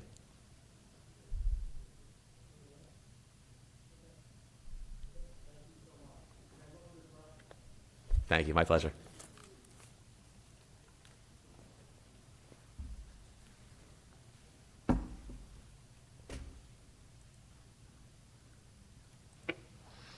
Okay, Michelle Yen is our spokesman for our Citizens Advisory Committee for our finance, and she's going to give us a report on our last meeting.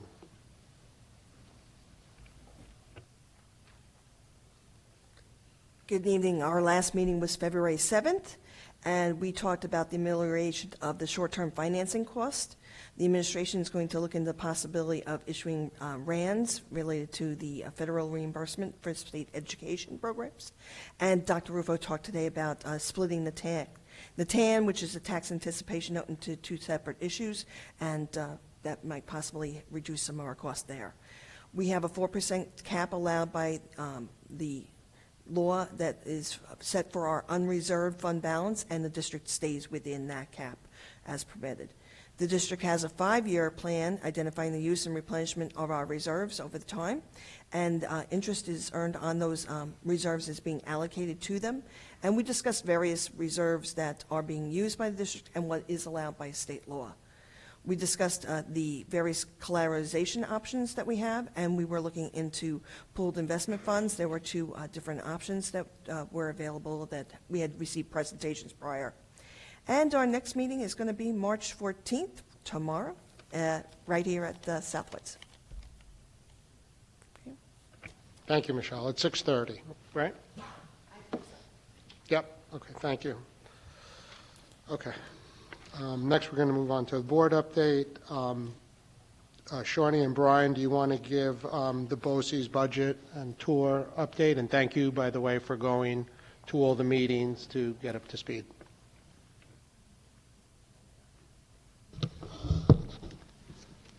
So I, along with Shawnee and Jack, represented us on the Nassau BOCES Budget Review Committee.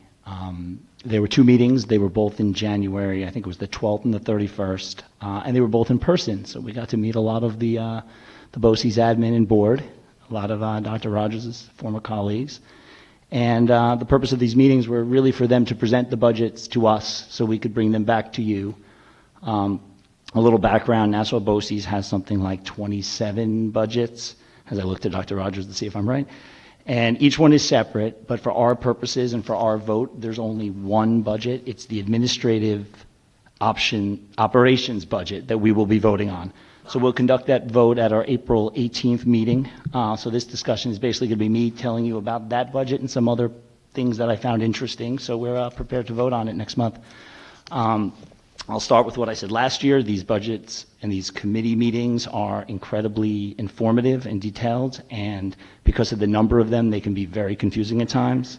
The BOCES administration does a great job of explaining them, and they really elaborate where there are significant changes over time and answer all of our questions, no different than Dr. Rufo does for us.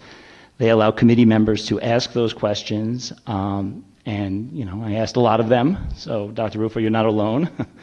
But if you look at their budgets and you look at just this one administrative budget, half of it, it's about a $25 billion budget, half of it is retiree benefits. So like any budget, you'll see that there's an increase for this particular budget. It was 6%, which is driven primarily by those retiree benefits, but also employee fringe benefits. So when they present these budgets to us, they show half of the budget is retiree benefits, and that's about 81% of the increase to the entire budget. So a better way to think about it is they have a 3.3% increase in the operations portion of the budget. I gotta check my notes. And a 5.7 increase in the employee fringe benefits, but a 9% increase in the retiree health portion. So that 6% increase is somewhat misleading, since almost I think it was 8.9% is the retiree health. The administrative budget has other things: central administration, Board of Ed, their business services, human resources, legal fees, interest expense, is all part of this budget. So of course we dug into it a little deeper, and we talked about, they have something like a $300,000 annual legal fee. So of course I asked questions about that and get the same answer I always get is large organizations need a lot of lawyers and I should ask for a raise. But so on the revenue side, don't laugh. So the revenue at BOCES really comes from the districts. So there's not a lot of detail going into that budget, or revenue coming into that budget from anything other than the component districts, but they have a large interest revenue line this year, and then they have some miscellaneous revenue, which I won't go into detail. So, all in all, they've done what I consider a tremendous job of being, conscious of, costs, and we spent 20% of the meeting talking about inflation, 20% of the meeting talking about retiree benefits, all the same things that everyone in New York and probably in this country are dealing with. At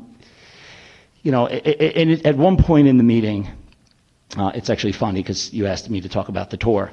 I wrote a little note when they were talking about the Long Island School for the Arts, which is here in Syosset. I think I wrote a note to Shawnee being like, we should ask for a tour. Literally, right after the meeting, we were chatting with them, mentioned, hey, it would be nice to see the place. The next morning, they set the tour up for us. And it was great. 5 of us were able to tour the Long Island School for the Arts, which has been in our town all these years. The only other thing I'll mention is in one of the budgets they have, and this was January 12th, right after Damar Hamlin got injured, they have in their interscholastic budget training for referees and coaches in, I wrote it down somewhere, in-service training in first aid and cardiopulmonary resuscitation for all coaching and support personnel. I thought that was fantastic. So Shani, I think you wanted to talk about more of the glamorous parts and not just the numbers. So it was really informative. I was able to learn about what BOCES did, and if anybody is interested, I have summarized clips of the services that they provide and summary of what they do. So if you want, I can make a copy and give it to you. Just to have a big picture of what BOCES was, 37 BOCES throughout New York State, and their statement is they educate students of all ages and abilities.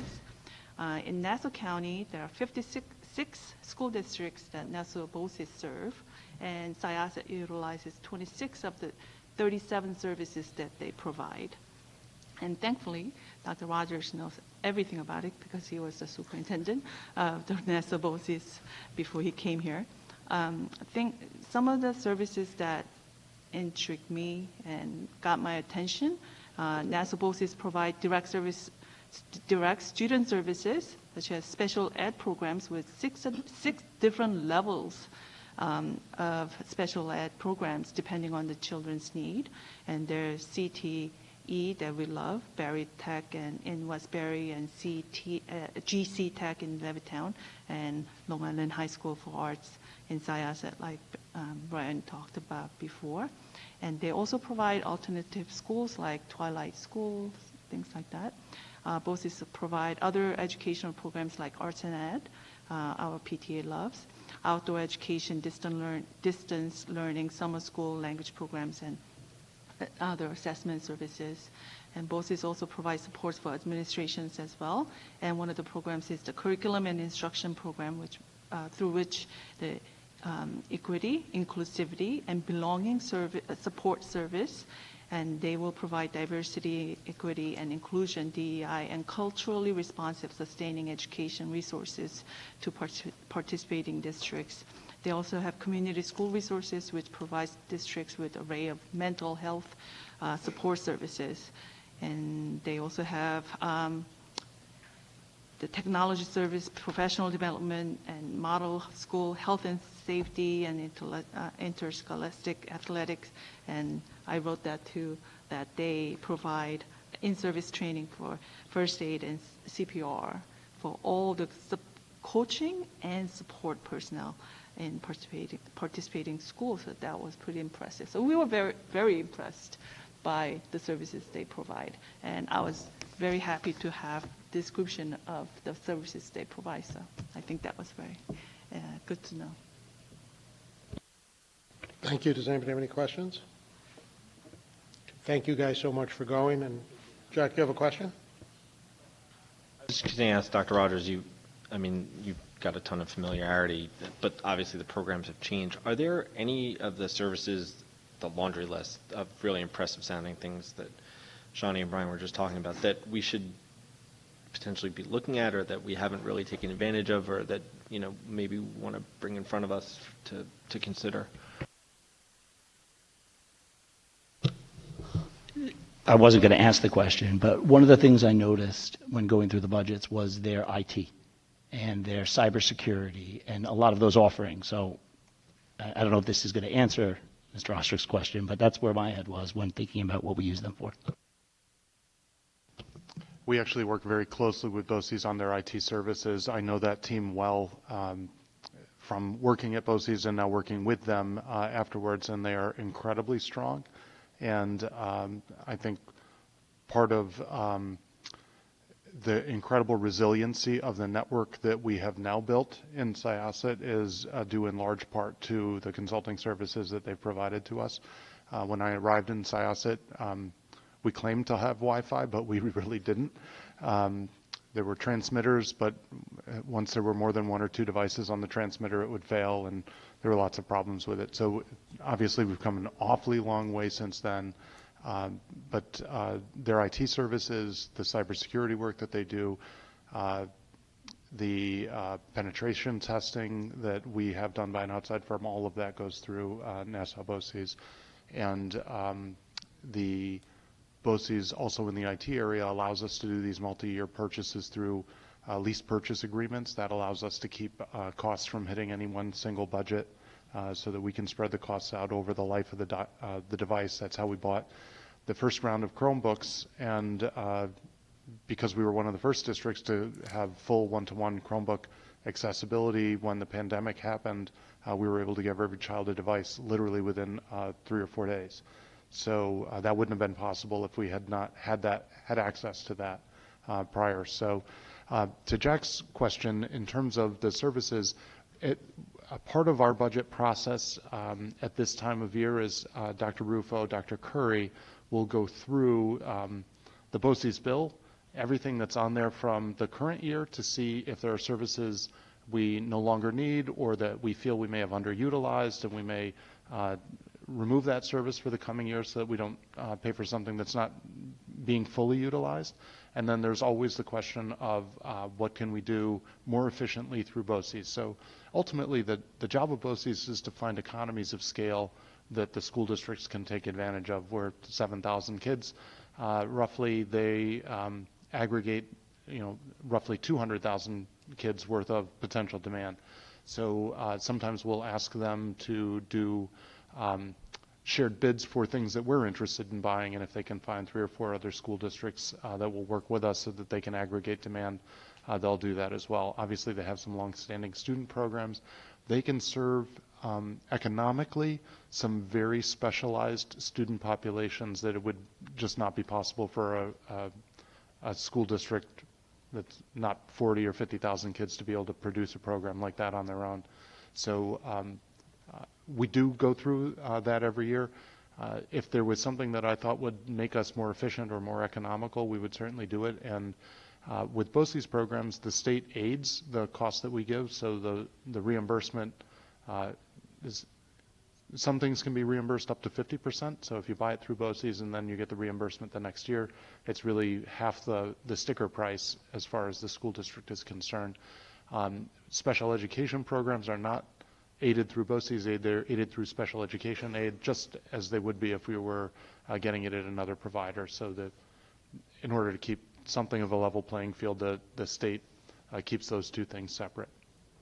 But we work closely with them because we want to take advantage of anything that they can do that makes us more efficient.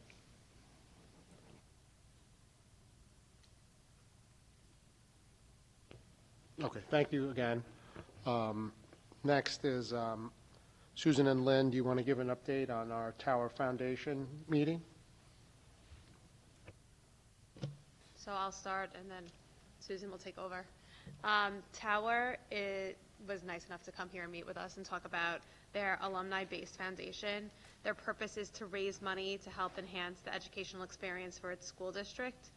They have an executive board as well as a volunteer board, and it varies in size, but it's usually about 25 members. They have donated over $2.4 million to the district since its inception. Their projects are primarily beyond state funding, such as tech and engineering equipment for innovation labs and purchase of musical instruments and sports and broadcasting systems. The process for the Tower Foundation to fund these projects begins with the school district making a wish list, and it's a collaboration of ideas between the teachers and the staff. And then that wish list is then taken to the board of Tower, and then they decide what project they want to fund. Sometimes they fund a portion of the wish list, or sometimes they fund multiple items. Sometimes it's the whole thing. Just kind of depends. Funds are independently raised in the community throughout the year. They do that through direct methods, but they also have different kinds of events. They have shopping events and galas. Their goal is to donate approximately $100,000 a year, and it's generally to tangible resources.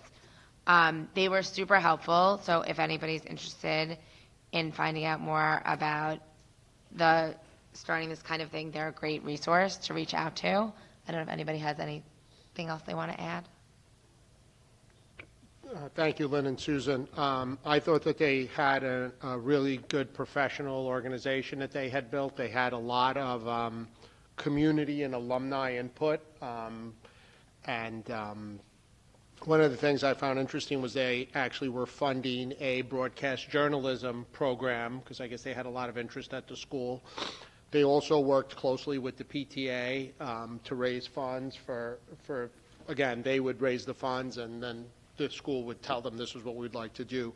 I asked them how they started it, and they said that basically alumni of the school and the community got together and started the foundation, and it was completely separate from Manhasset, the school, and the board. So this might be something for the finance committee to look at. So, you know, might be an opportunity there, but it's definitely alumni and community kind of driven.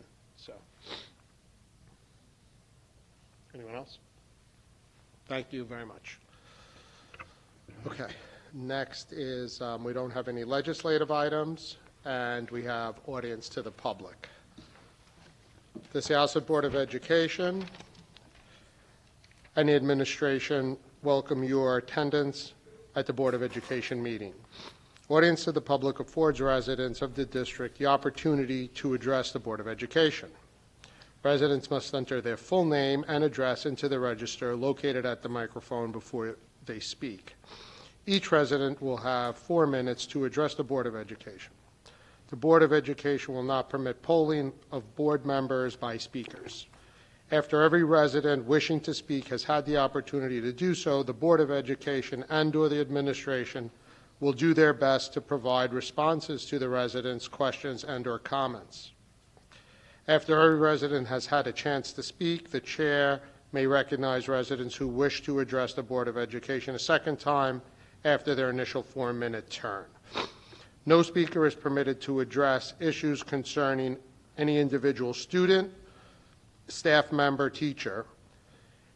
All in the audience, all in attendance at the Board of Education public meeting must conduct themselves in a respectful manner. Anybody like to come up? Hi, good evening, Board. My name is Trish Sergi of 20 Calvin Avenue, also the co-president of North Syosset Civic Association. And about a month and a half ago, I sent a letter to the board talking about the late start time, my objections to that. I don't know if you received it or not, but I think it's probably better that I share it on the podium. I have a problem with the thought exchange that went out. It doesn't clearly define the cost of what these 3 scenarios would impact the Syosset citizens, and that's a problem because that might change the way people vote on that. So I think that needs to be clearly delineated to the community. That's number one. Number two, because it impacts the high school students so much, I think it really needs to be clear to them that they should fill this out and how it impacts them in terms of sports. If they're in multi-sports, is there practice in the morning now? Does that mean that their day is just as long as it is now? Would they have to be there at the same time early? And most importantly, Barry Tech students, I shared that with you in the past. How will Barry Tech kids get the impact of a 2-year program? Because it's only impactful for the 2 years. For most of the CTE programs, I know that you just visited, you saw for yourself what a great program that is. My own daughter benefited greatly from it. And I'm really worried that if we go to a 9:30 start time, that those kids will not receive the benefit of such a program. Not all of our kids are college ready. Some of them do go into the skilled trades, and I do think about them. And that's it. Thank you. Thank you. Hi.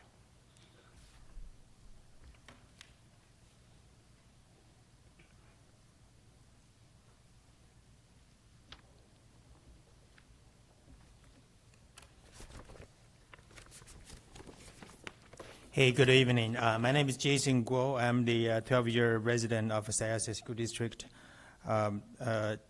Tonight I would like to echo the topics that Dr. Rogers and also Jack and Susan talk about the school enrollment. One big factor is the recent dynamics regarding fraudulent activities during the school registration process. And I know the up and downs, but one main factor affecting Syosset school enrollment is because the fraudulent activities and our neighboring district tightened up the inspection. So use an example, many kids that registered are not actually resident. It's simply by their parents to borrow their friend's address and registered as Syosset residents came to the school. So this is a fraud activity needs to be inspected carefully to prevent the further damage. So the severity might have been much more than you would have imagined because you are, as the fact that don't ask me how I know it, because unfortunately it's an embarrassing fact that I'm living in a circle that is closer to those fraudulent activities than most of you are. One reason that the school enrollment in recent years going up and down, especially going up in the most recent 2 years, is because this activity are being fully investigated and the loopholes are being closed in other school districts, namely in Jericho and Green Neck. So this activity is not simply alone to Syosset. It is to all top Long Island top school district. But why these 2 years Syosset getting hammered so bad? That's because in Jericho district and in Green Neck district, they tighten up the registration process. They have a more diligent inspection verification process to close the loophole. So because of that reason, the flow came to Syosset because Syosset is as good as those two top school districts, but much looser inspection process during the school registration process. That is the major contributor, to my opinion, for the recent 2 years of Syosset enrollment grow up. In terms of I know we have a dedicated employee staff in the school district that taking care of this school registration process. And I myself offer myself and a lot of other parents that are familiar with the case are eagerly to volunteer and help. I will be offer to do anything such as spread the word around or reporting any suspicions without incur too much extra of investment from the school budget point of view. Thank you. That's my comment. I'm willing to hear from the school, especially those who are in charge of the school registration. Thank you very much.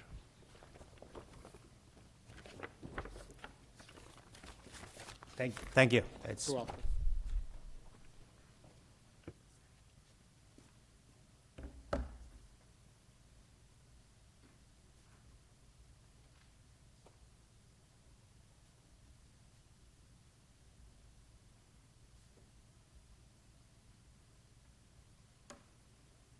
Good evening. My name is Rachel Jacobson. I live in Woodbury. Last December, I came to the Board of Education meeting with my friends and neighbor, Melissa Foreman, and we came before the board requesting your plan of action for the district's now legally required obligation to retire our antiquated and offensive team name and imagery. As we reiterated then, the state education department has stated in no uncertain terms that districts like ours must vote to retire the mascot by June and fully retire it in 2 years. Every meeting since has appeared to be nothing but an effort to loophole around this requirement. The discussions have ranged from, could we find a tribe to support our name? Is the term Braves really wrong? Despite the fact that our district has historically associated it with Native American imagery, as have unaffiliated community clubs and associations throughout our neighborhoods. And tonight, this important issue is not even on your agenda. letting another month go by without us addressing this issue. When I came before the board in December, I reiterated that this was an opportunity for us to lead all the other districts that need to make this change. And instead, nothing has been done.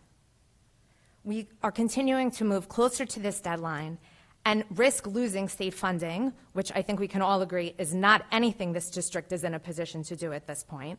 In addition, we know the change is going to cost money, and we're in the process of planning for budgeting, and none of this is being addressed, particularly given all the monetary issues we know that are happening and that you have all addressed tonight. So I again appeal to you to get this on your agenda and vote and start to make a change. It's far too long. Thank you. Thank you so much.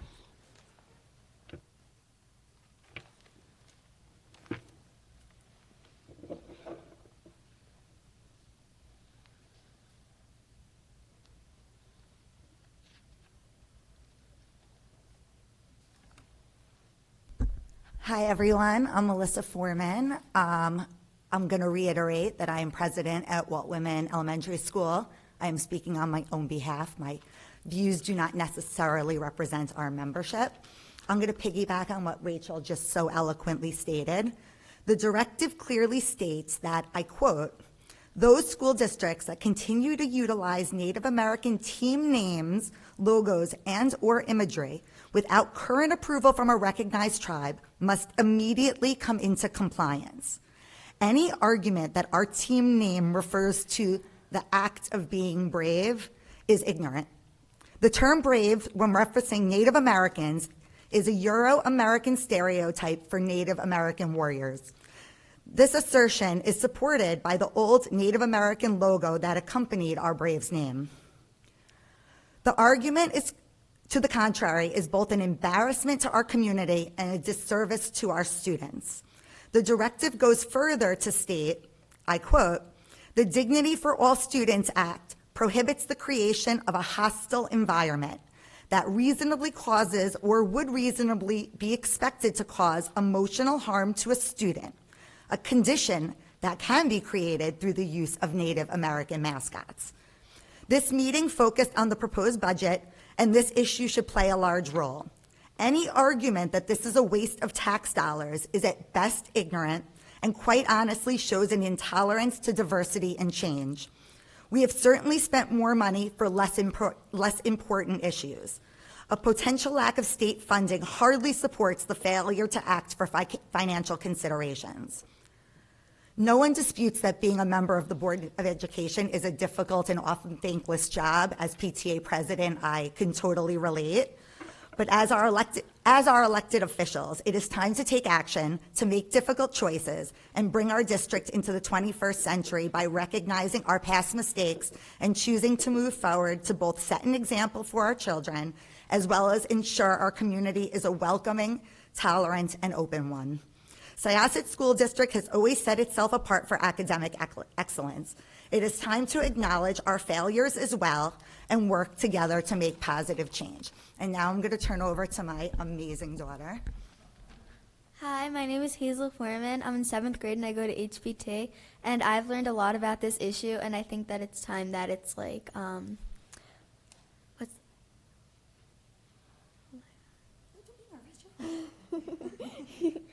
I think that it's time that it's retired. Thank you, Hazel. Anyone else?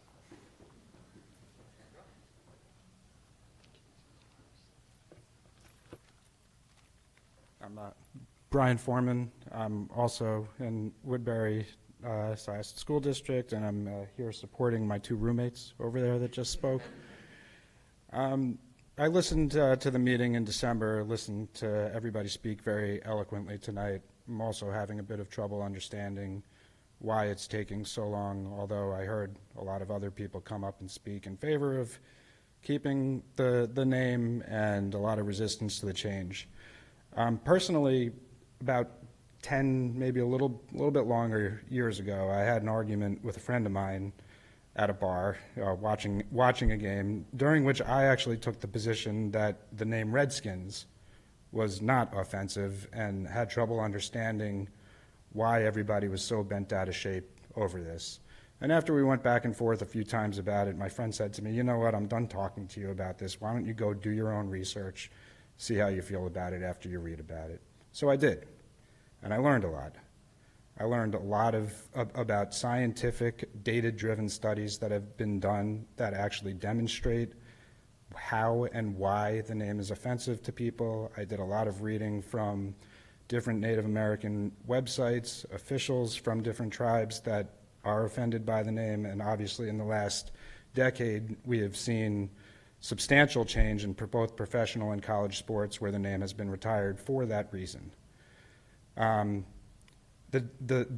data and the evidence is incontrovertible. And while we live in a society right now where politics unfortunately drives a lot of conversation and distrust among people, and we tend to live in some echo chambers where we like to listen to the people who we agree with speak, I would urge people in the community who are listening to me right now to do a little bit of your own research outside of your own echo chambers. Read some of the data-driven studies about the harmful impacts that the imagery and the name has, not just on the people who are Native Americans who might be offended by it, but the actual children and grown-ups who see the imagery and associate that imagery with a preconceived notion about what Native Americans are. That's the problem.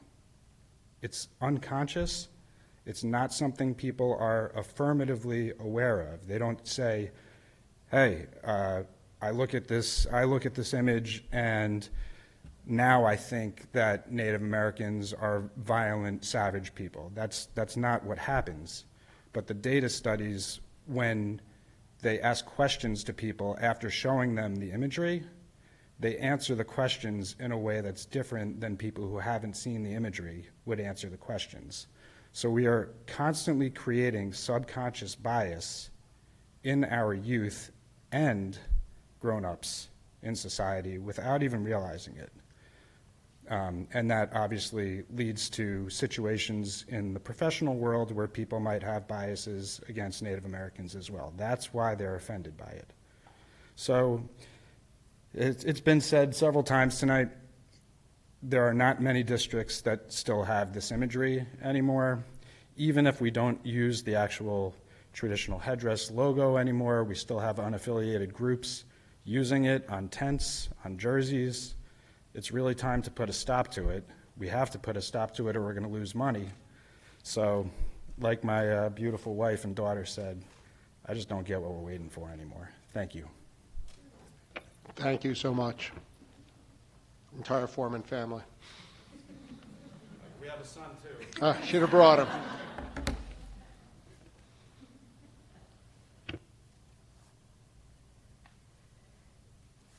Hi, my name is Teresa Morali. I'm a Syosset resident. And I wanted to just also talk about the budget and the fact that right now, more than ever, is a time for fiscal prudence, for sure.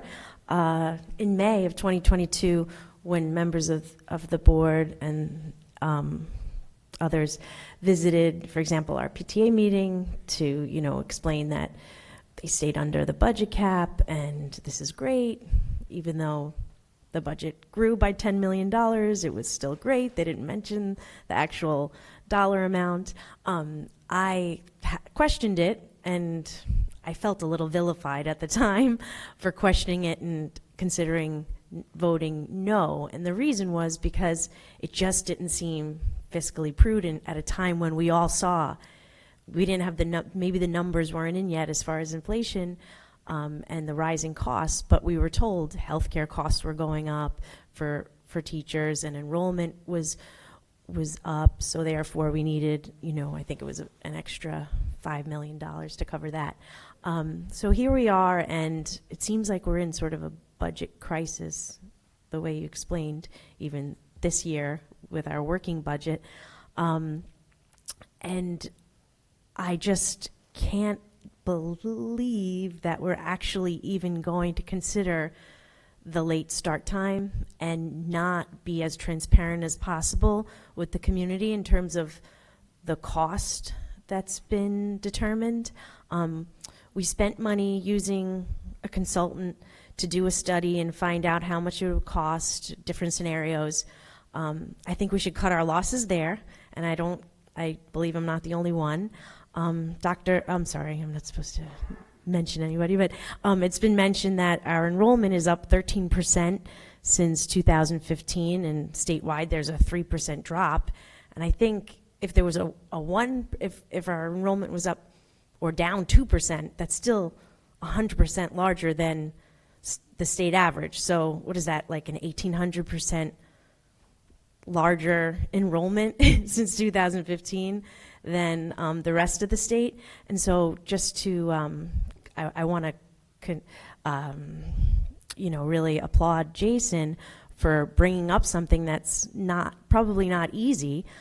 We live in a district where we all try to see everything through that lens of diversity, equity, and inclusion, and that's, not only is it trendy right now, but it's also it's a good way to live, to be inclusive and to see the good in people. But I think if we are at risk now of being mandated more by the state, it seems that we're actually at risk now for being mandated once again by the New York State Education Department to implement a program, TBE.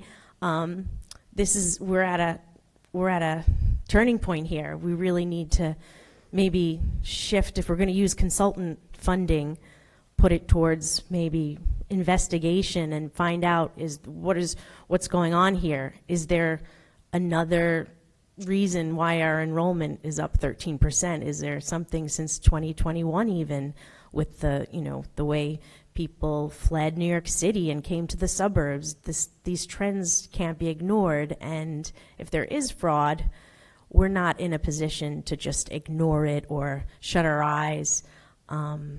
The other thing with going back to the late start time, if we are to see everything through a lens of diversity, equity, and inclusion, and we want to be a place where everybody has a sense of belonging and empowerment, we can't forget those athletes. We can't forget those students who are thriving or want the chance to thrive at the BOCES programs that you were mentioning. Thank you so much, Mrs. Morales. That's your One 4 more minutes. thing, I just want to ask if anyone on the board is aware that there was You're over another your 4 minutes. video You that got to give dropped everybody else a chance. from okay? Project Veritas, and it mentions You got Syosset. to give everybody a chance. Can you? And it mentions can you not please sit being down now? transparent with parents. So the transparency You're with going parents over your time. is very important.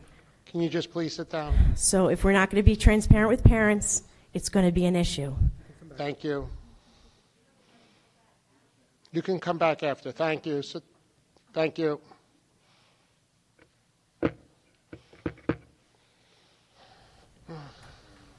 Anyone else want to speak, please?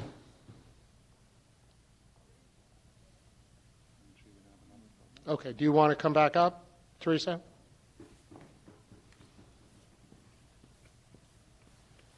Sorry, I had one more Go ahead. thing to say, and Yeah. I didn't think was a big deal. But yeah, I just was wondering if there's a plan to address the fact that there's some bad publicity out there now for our school district, because teachers from our district, or at least one, is, on tape saying parents are a problem.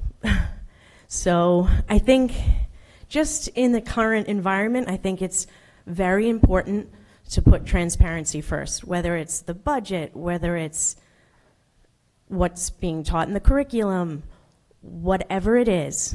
I think not shutting parents out, because we were shut out physically for a long time during the pandemic, and we felt it. Perhaps there was a reason, there was a public safety reason, a public health reason, but now is the time more than ever to make parents feel included. If we're going to practice inclusivity, let's include the parents. Let's be equitable towards parents and community members who are the taxpayers. We're the ones paying for everything in the budget. So include the parents in what's going on. Otherwise, we start to feel very excluded. especially when we hear teachers saying, you know, we're keeping this from the, we're trying to keep this from the parents, or brainstorming ways to keep things covert. For example, you know, ways of not getting certain information out to the parents. Maybe it's coming down from the New York State Education Department, but there are things that are making parents very uncomfortable, and it has all to do with transparency, and it has all to do with curriculum, and it may just be coming from the New York State Department of Education and their guidance, but coming out of the pandemic, I think we should just all be putting the relationships between the schools and the parents back at the forefront and getting parents more in the know as opposed to less in the know. Thank you. Thank you so much. Anyone else? Okay, that's going to close audience to the public.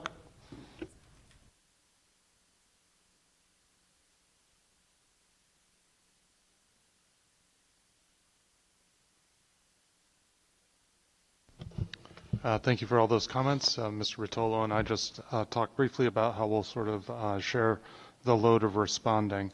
First of all, thank you to everyone for your comments on the late start time.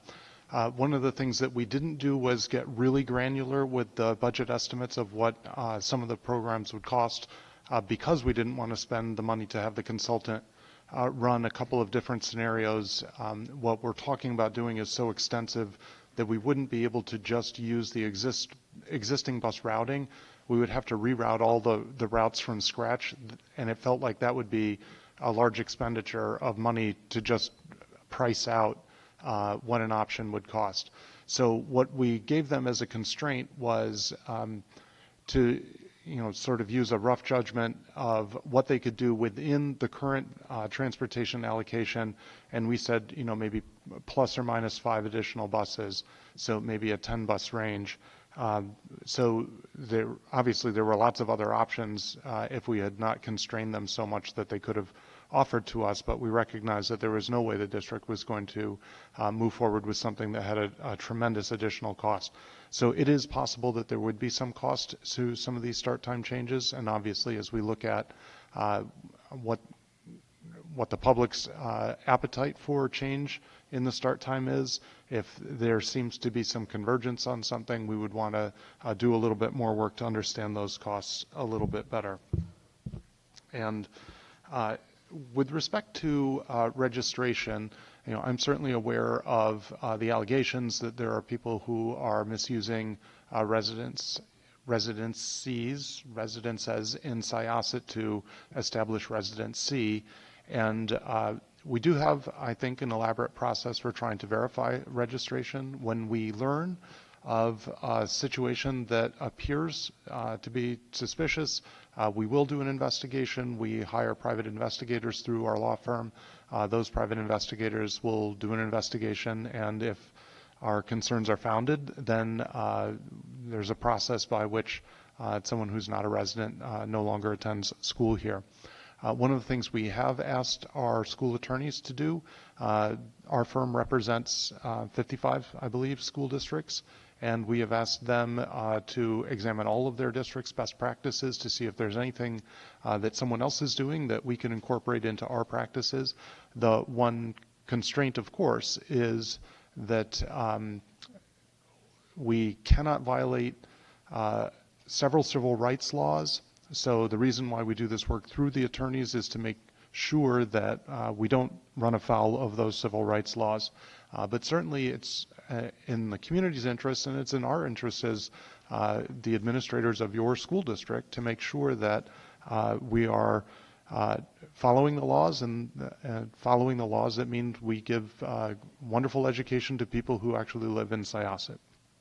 So we are, I think, going to identify 1 or 2 process refinements that we can implement, and we are implementing those process refinements during the current year because we go through a process of requiring re-registration for all students as they transition from 5th grade to 6th grade and then move into the middle school, and again from 8th grade into 9th grade as they move into the high school.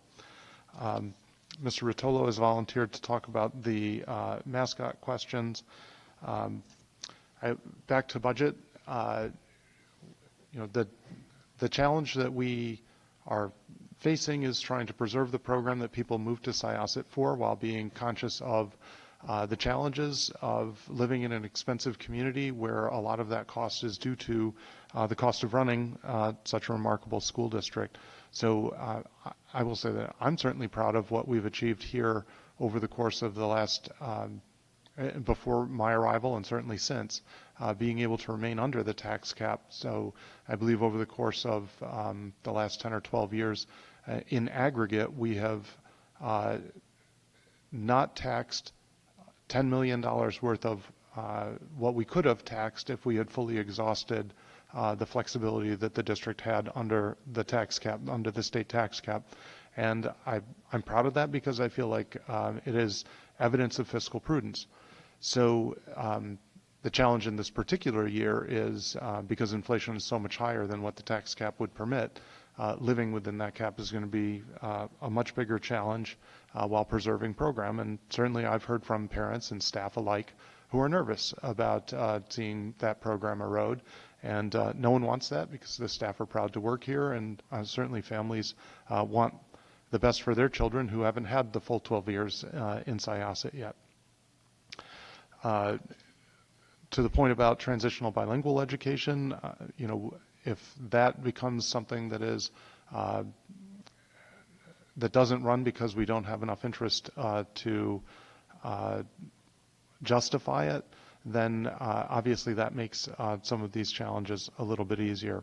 I'm not familiar with responding to the question about the video. I'm not familiar with Syosset teachers saying the kinds of remarks that you've said, but if that's the case, we would certainly explore what that was. It is our goal as administration to be transparent, and I think I spoke at the beginning of the meeting about the challenges I face in trying to calibrate that so that I can communicate when things are new without having something new come across as alarming. And we, I think, are proud of the fact that as we've come out of the pandemic, we've restored a lot of the opportunities that parents had to come back into the buildings, to be part of the curriculum celebrations that go on in the elementary schools. Certainly the multicultural celebrations in all of our schools have had tremendous support from our parents and, frankly, a lot of work on the part of our parents, so thank you for that. And we look forward to continuing that partnership. Mr. Rotolo? Thank you, Dr. Rogers. So I want to echo what Dr. Rogers said and just add a couple more things onto that.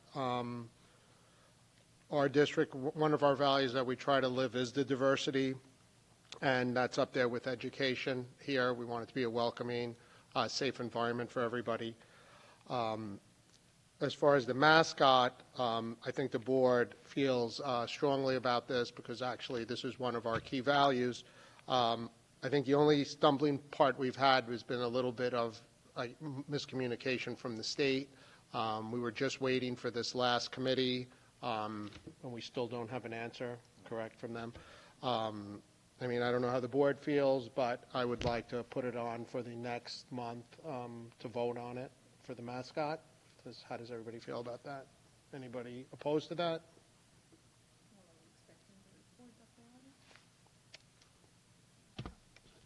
The state has created and I'm not going to get the name precisely right, but it's a Native American Advisory Council or maybe an Indigenous Persons Advisory Council. And that council has had one meeting. They are to establish a subcommittee to review mascots. And that subcommittee, to my knowledge, is not met, although the advisory council as a whole has met.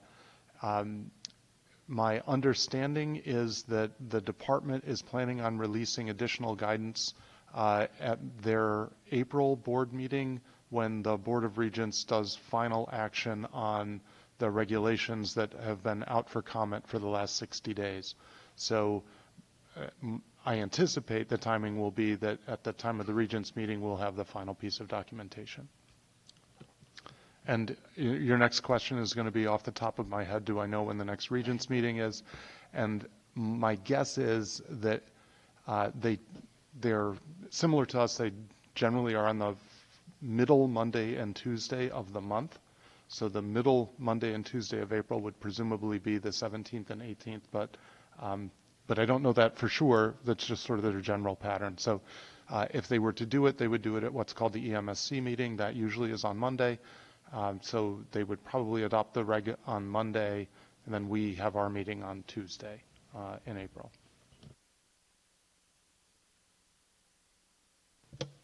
Just to also ask about, we had, we actually, I think we had spoke at either, I don't remember, one of the other meetings after December, it was maybe February, where we said we would start to investigate the cost of changes and what it would do, and then like put together some sort of action plan of what we would do so that we were prepared to move. Can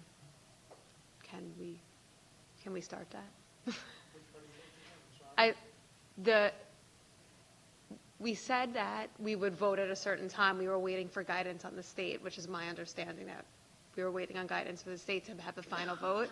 We were waiting for a last piece of information, but at the same time, we were going to investigate and put together a process on costs and how we would execute changes so that we were prepared to move once we had the final piece of the state guidance and made final decisions, so that we weren't waiting. Yeah, so we have done that homework internally. I have a couple of examples of other school districts that have recently retired their mascots and the processes that they used, which you can reflect on at your leisure. And we've also,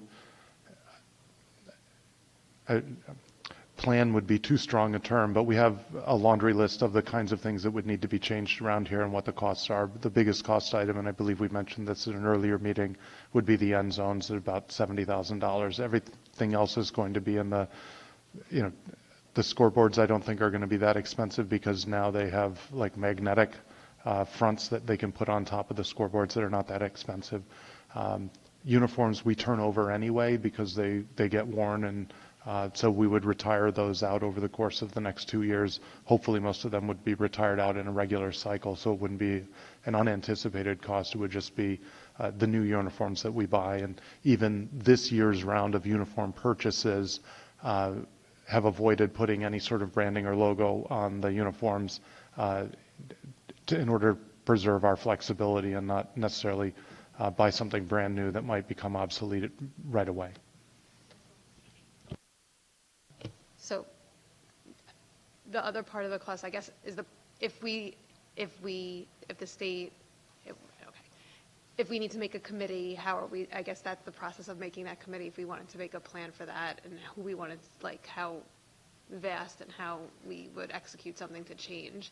And the other thing is there are Syosset leagues that are associated with, they're not district leagues, but they're part of our town that use the mascot. Does this affect them, or or how does that work? So we have no authority or jurisdiction over what goes on in the town. We only have authority and jurisdiction over the school district teams. One of the features of the regulation says that students would not be able to wear indigenous themed mascot apparel in schools because that would be a violation of the Dignity for All Students Act. So what I interpret that to mean is you wouldn't be able to come to school wearing an Atlanta Braves jersey, for example, even though it's not the school district. So my understanding is that the Association of School Attorneys of the state of New York has written a letter to the state education department questioning whether they're exceeding their authority on that particular part of the regulation for free speech reasons. So, and again, it's tangential to your consideration of the mascot itself, but it is a feature of the regulation that I'm wondering how they will address it when they do final passage. So to come back full circle to your question, sorry, I led myself astray. I suppose that if that feature of the regulation stays in place, a student who plays for a Little League team that might use the Braves and came to school wearing their Little League Braves would run afoul of the school by wearing it in school, but we have no jurisdiction off school grounds.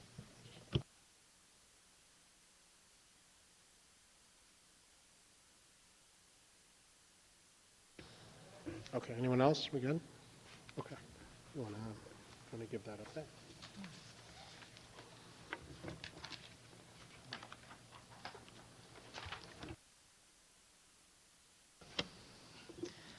Okay, the next section of the meeting is our discussion items. The first discussion item is the nominations for Nassau BOCES trustee for the Board of Education election.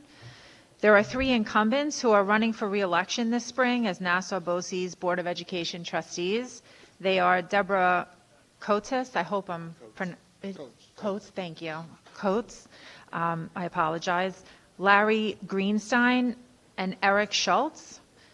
They've asked us as a board for our support, as we've done in their past elections. Deborah, Larry, and Eric have sent us their extensive resumes highlighting their years of service and dedication, not only to the Nassau BOCES, but to their district's PTAs and school boards as well. So does anybody have any objections to us nominating these 3 candidates for the, as BOCES trustees? Sorry. It's not an objection. Yeah, go ahead. Do we always nominate, right? Because this isn't voting for them. That will be next month. This is whether we want to nominate someone. And I feel like last year we had a relationship with one of the incumbents, and we nominated maybe only one. I'm just trying to understand what we're doing. I'm not against nominating anybody. Yeah. So the process, as you pointed out, like us, they vote on their budget and their board at the same time. So that will be on April 18th. The reason why we're having a Tuesday meeting in April is because all the districts in Nassau County by law must vote simultaneously. So the date is fixed and we all have our board meeting on the same date. So at that meeting, you will vote for them. You certainly can vote for them without nominating them. That's not necessary. BOCES board members appreciate being nominated by more than one school district before they go into the election because they use it to illustrate support, and they also see it as a reflection on the work that they do. So they appreciate those nominations, but it's not necessary. In my 9 years here, there have been several years when the board didn't nominate anyone, and there have been some years when the board has nominated the whole slate, and there have been some years when the board has nominated one or more persons from the slate because of a personal relationship or something like that. So you're under no obligation to do so. It doesn't, you can nominate them and still not vote for them next month if you choose. It doesn't constrain you in any way. And it's, the nomination is generally seen, as I said, as a vote of confidence before the vote to impanel someone.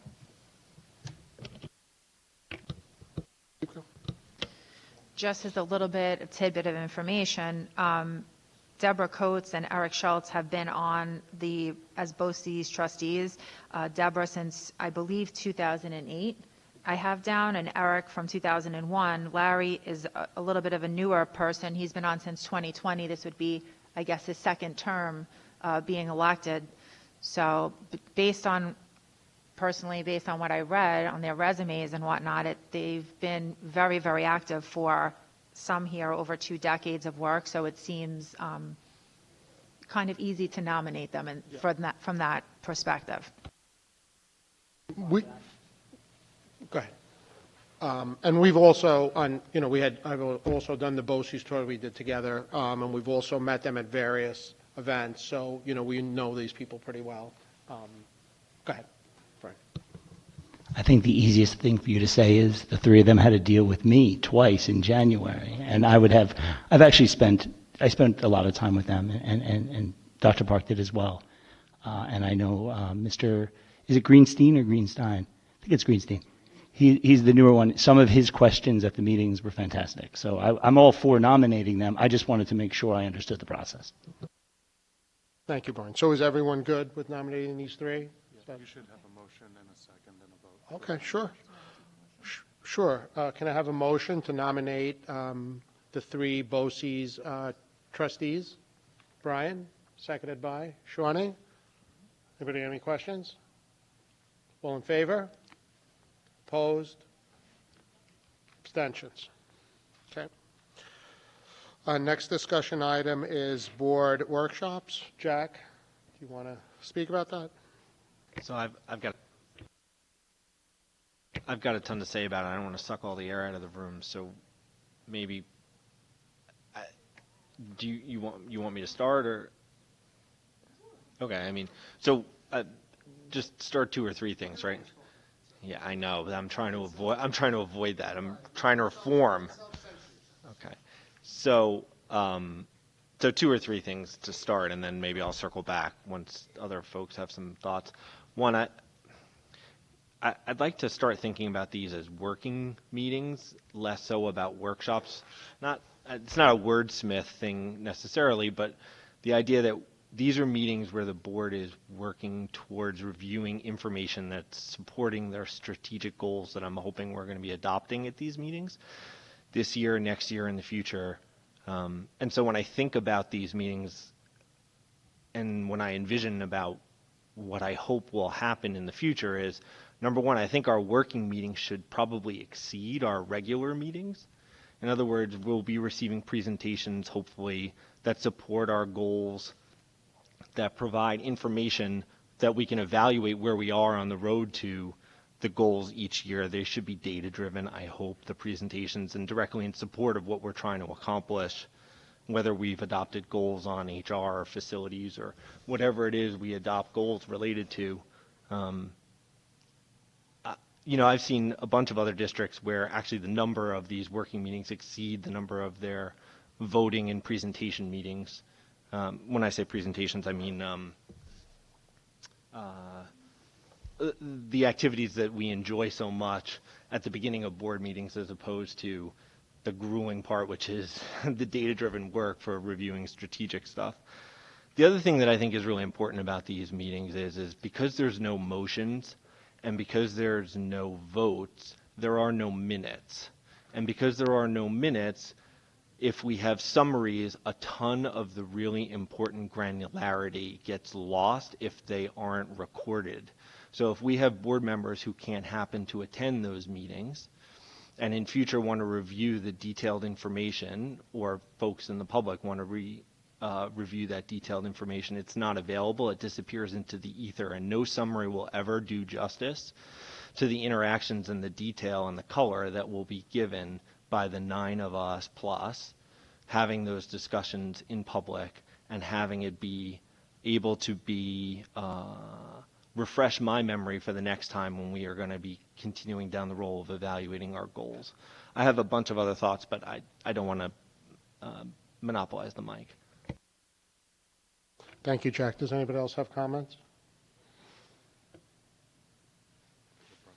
Brian? I mean, I guess I'll limit them to what Mr. Ostrich said. I do like the idea of working meetings. I feel like last year when we talked about adding an additional meeting per month, as a discussion item, we talked about having a meeting where we really just get to discuss whether it's issues or items, but really our goals, right? Which is where we're going with our last extra meeting that month.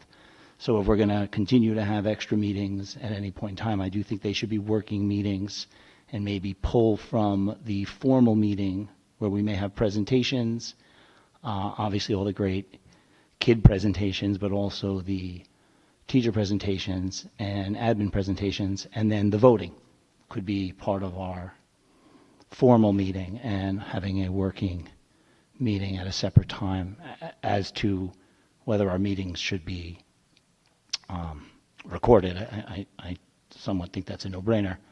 I feel like one of our board members missed the last meeting that we had, and it's a shame that, that board member can't be brought up to speed because it's hard to do when you have that kind of working meeting.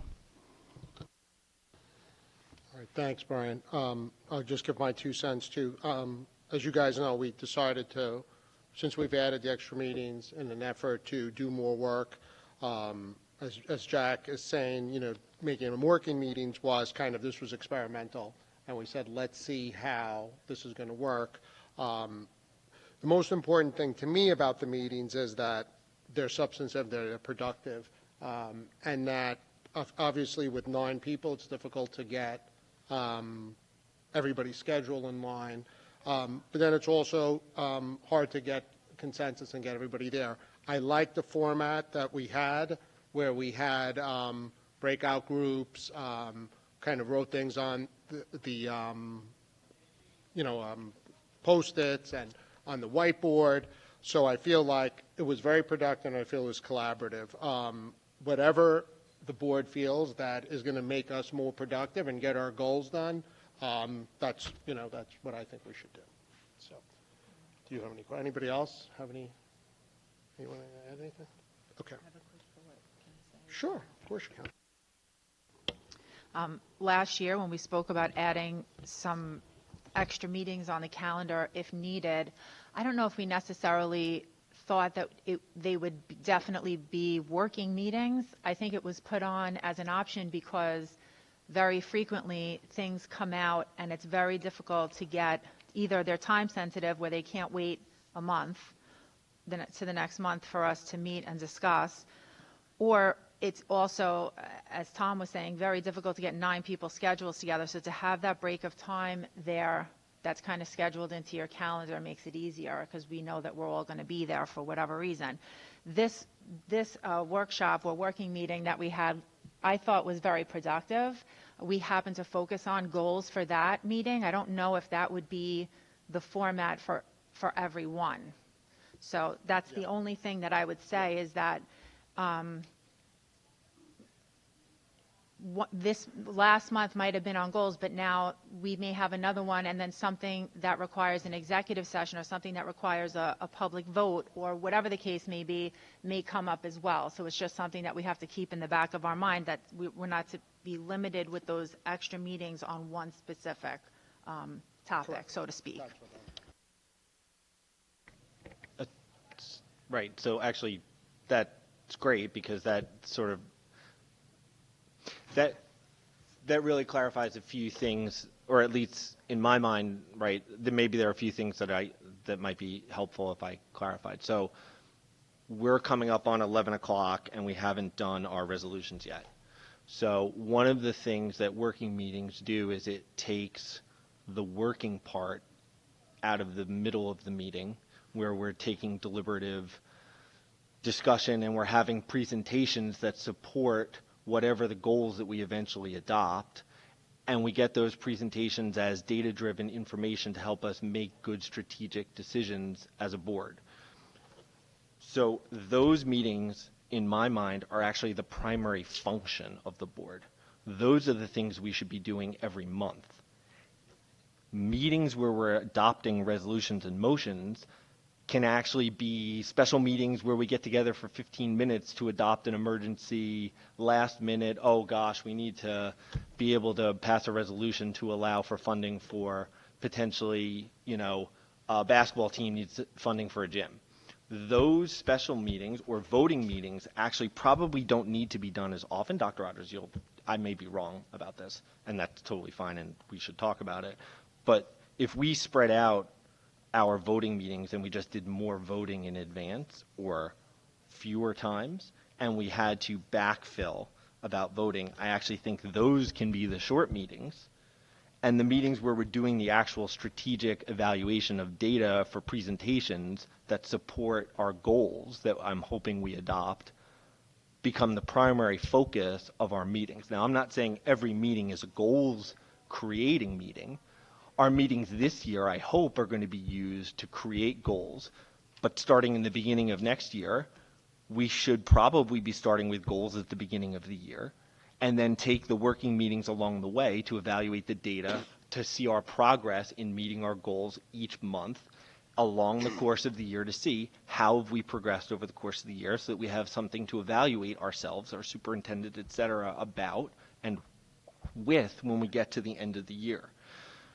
So to me, in some ways, it solves multiple problems, particularly the 11 o'clock 3-hour board meeting where we haven't gotten to resolution parts yet. And then everyone is fresher for their decision making in an hour and a half or 2 hours during that working part, when we really need our most attentive focus to do the work of the board. So that's really the most important things as far as I can tell.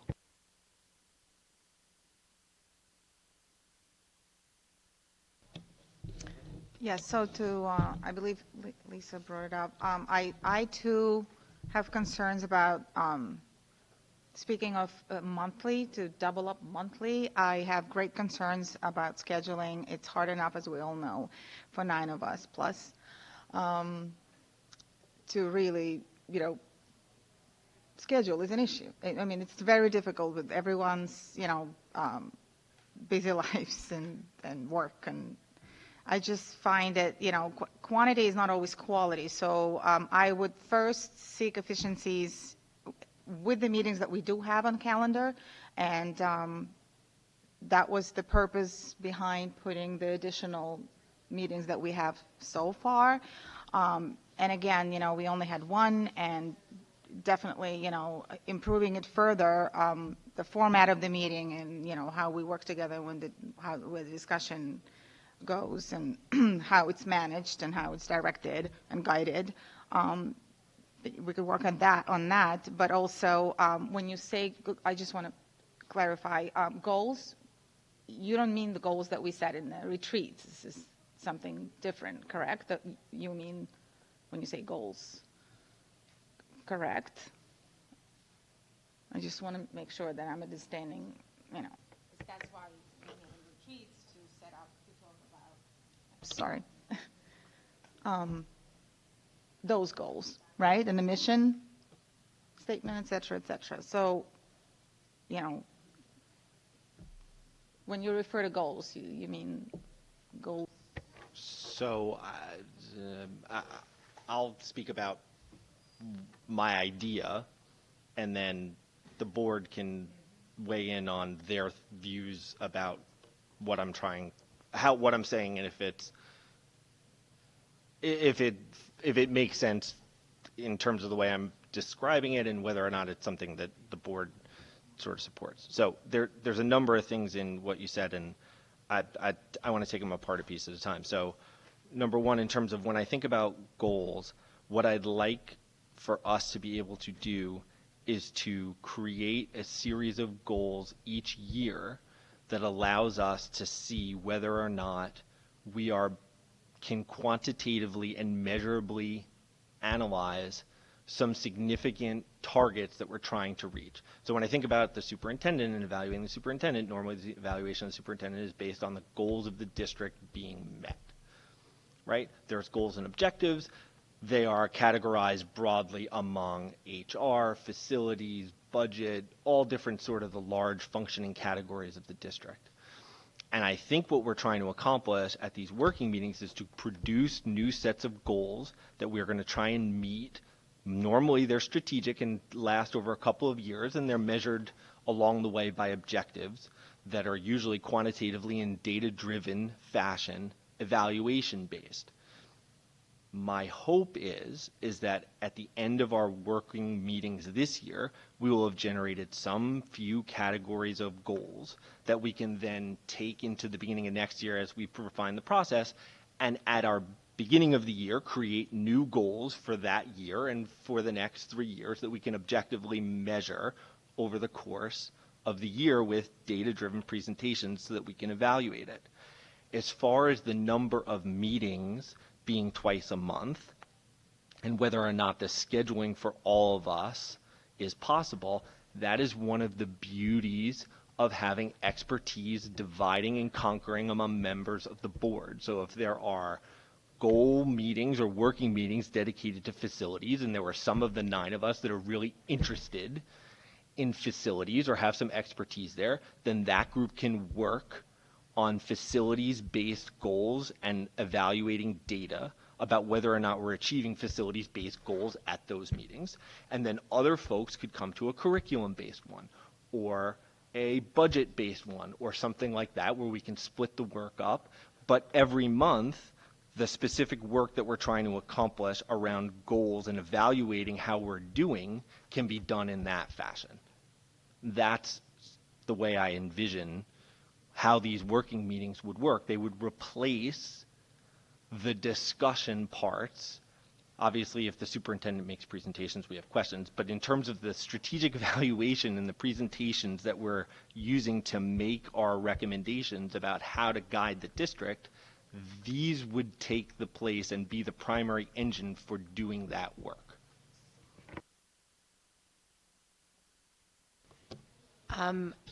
So I definitely think that there are ways to divide and conquer, and that different board members can go to different things. You know, like some of us went to BOCES and some of us went to Tower and those kind of things. But I can't imagine us having a working meeting where we are deciding any type of goal that all of us or the majority of us aren't there, because we all have different opinions. It's okay. We all have different opinions, and all of our opinions are so important to get, you know, a really good range of how the community feels and how different people feel and different opinions. And if there's any kind of, you know, goal setting on, let's say, facilities, I can't imagine not having all 9 of us there, or having a goal setting on curriculum or any of those things. There are definitely meetings that we don't all have to be at and that we could divide and conquer. But for those kind of working meetings, I think the expectation is that we would all do our best to get there.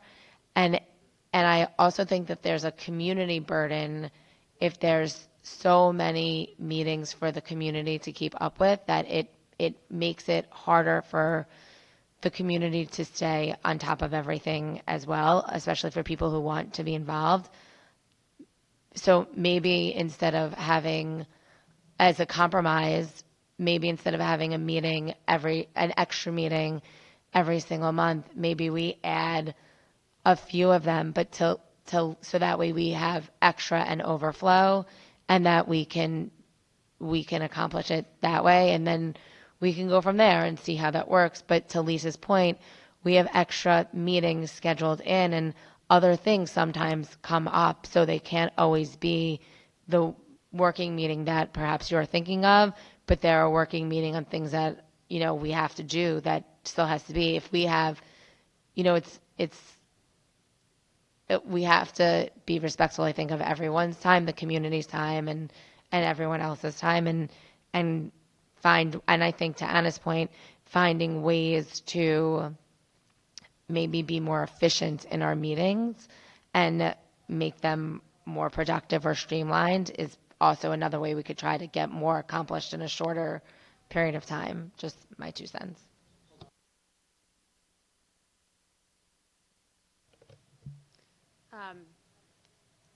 I think I agree with Susan. I don't love the idea of not being included on the different goal meetings or workshops for different areas. I think that we're 9 different people who always bring 9 different things to the table, and whether or not it's our expertise or our interest, there's questions we ask that I would never think of, or information that somebody knows that I would never think of, or everyone just brings something different, and I think that's why we're an effective and good board. I think if you wanted to add things, maybe they're specific. Maybe if you want to set a facilities goal, you can set a workshop for that facilities goal where that's the primary objective, and you can say things like that, and we can schedule that in advance. But I wouldn't say that 2 meetings a month without looking how to be more efficient in the moment is necessarily the answer.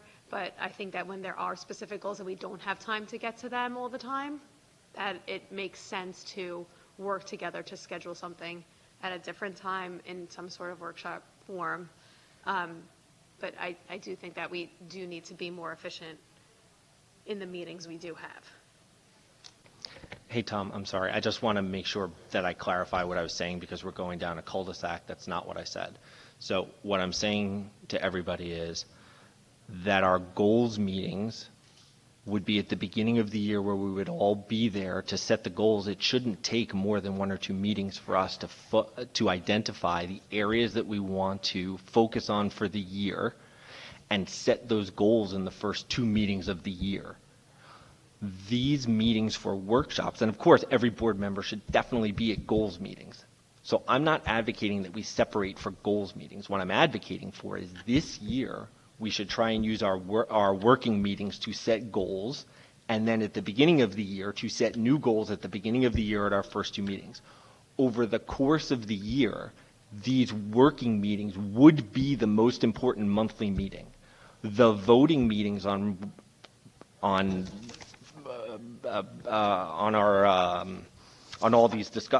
the items, the A, B, C items, would be not every month. I don't think we need those every month. I think we could have them less frequently, and if need be, then we could have shorter meetings just to consent agenda big swaths of those items and get through them very quickly. So I don't think the voting part of our meetings needs to be long.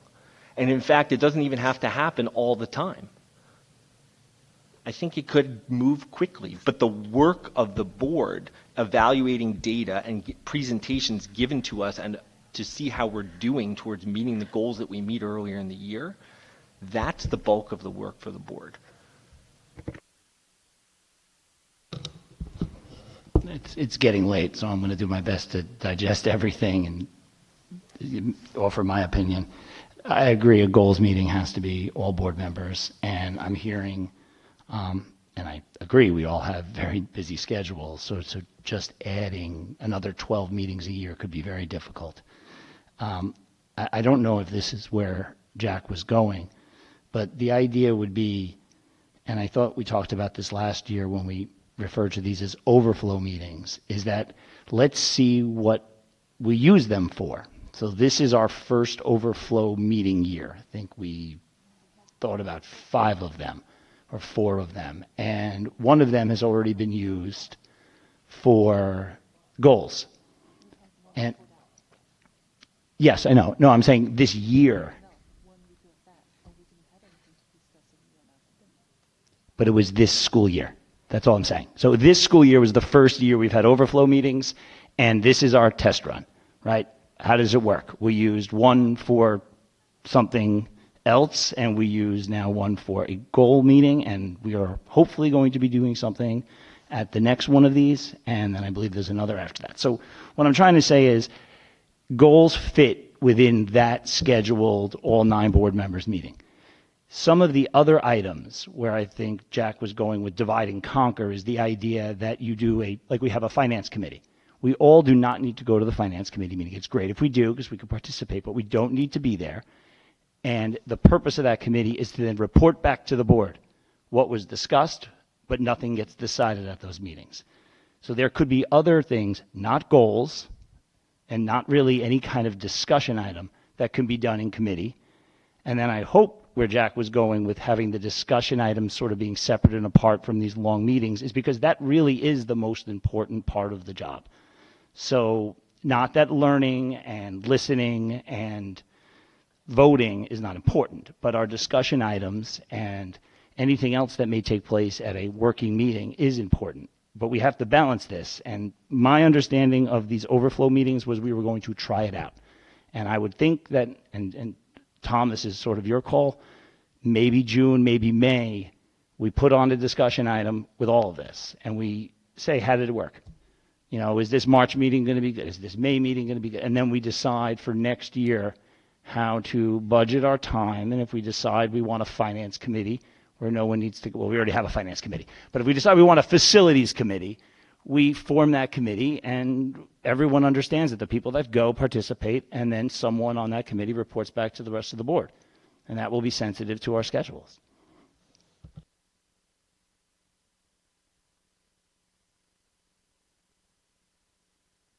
Okay. All right, so I'm going to move on to new business. We're going to go to the A items. So A1 is the approval of staff changes. A2 is the approval of the 2023 stipend and hourly rate. And A3 is the approval of coaching recommendations. I'm going to take all of those three together unless anybody has an objection. Good? Okay. Do I have a motion, please, for the A items? Brian, seconded by Lynn. Any questions? Yes. Oh, you have a question? Oh, okay. Any questions? Jack, anyone? All in favor?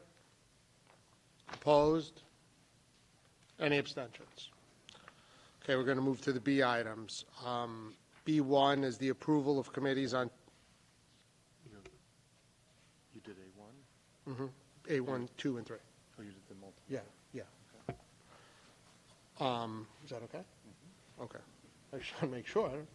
Okay. I just didn't hear you say that. and I'm so sorry, it's Dr. okay. Rogers.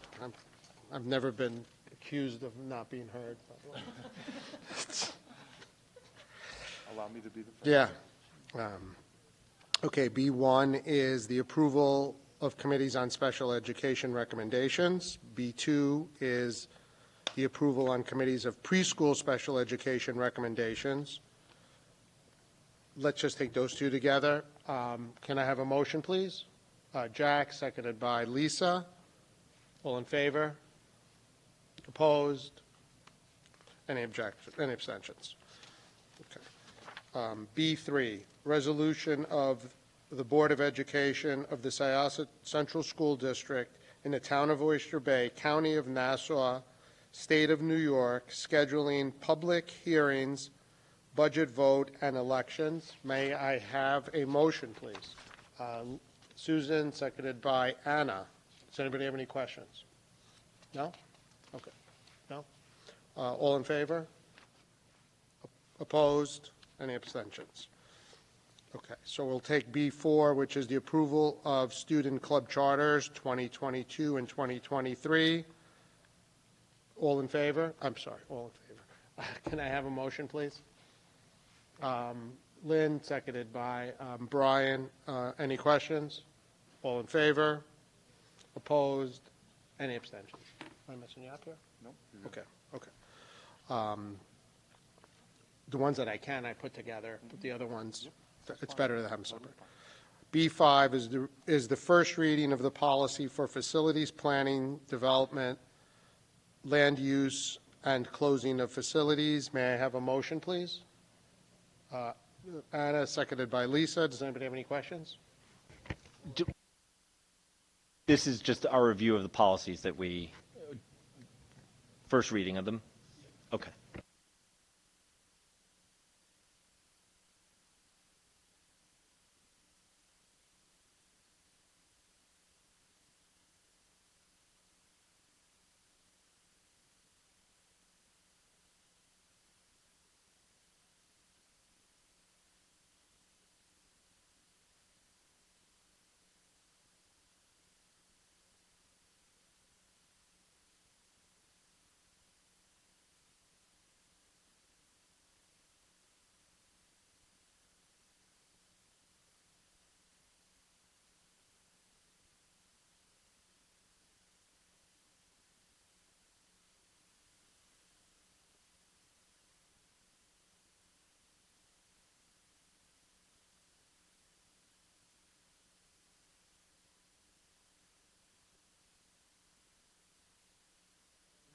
For health and welfare services.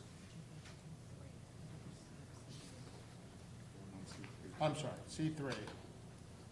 C3 is the extension of agreements. Can I have a motion, please? Susan, seconded by Lisa. Any questions? All in favor? Any abstentions? Opposed? I'm sorry. C4, the authorization for health and welfare services. Can I have a motion, please? Brian, seconded by Lynn. Does anybody have any questions? All in favor? Opposed? Any abstentions? C5, designation of depository bank and authorization for municipal cooperative agreement NICLAS. Can I have a motion, please? Lisa, seconded by Anna. Does anybody have any questions? I have a quick question. Jack, yes. We're going to go slow, right? Can you say that again? Yes, of course we're going to go slow. We will have you involved. Of course.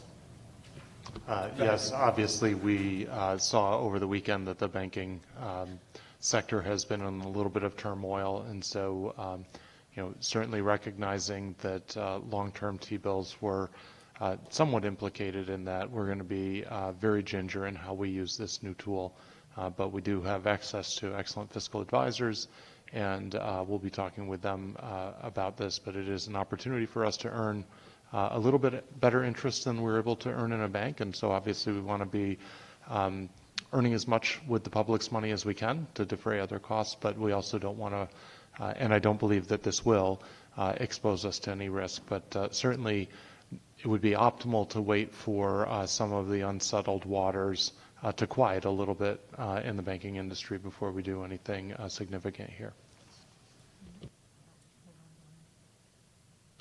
So to be clear, I mean, Jack said to take slow, so we could take nothing. We could do nothing here. We're just signing the contract. And before we go on, I have a question too. Dr. Rufo, in light of what just happened, I'm sure you've reviewed our banking accounts and making sure that we're not consolidated in any particular bank. Can you give us a little quick update on that? Yes, certainly. We reached out to all of our banks just to have the conversation with them to ensure that there was no implications for them, which they certainly reassured us of that. But more importantly, we have collateralization agreements with these banks or third parties through the banks. So our deposits are insured at 105% with securities that are permissible per general municipal law.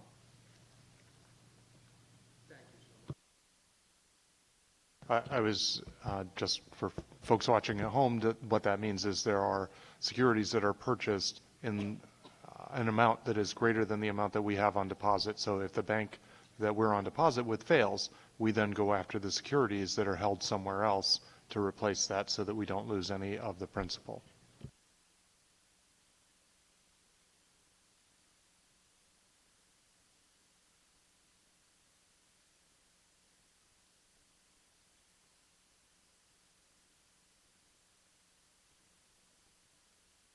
Can I have a motion, please?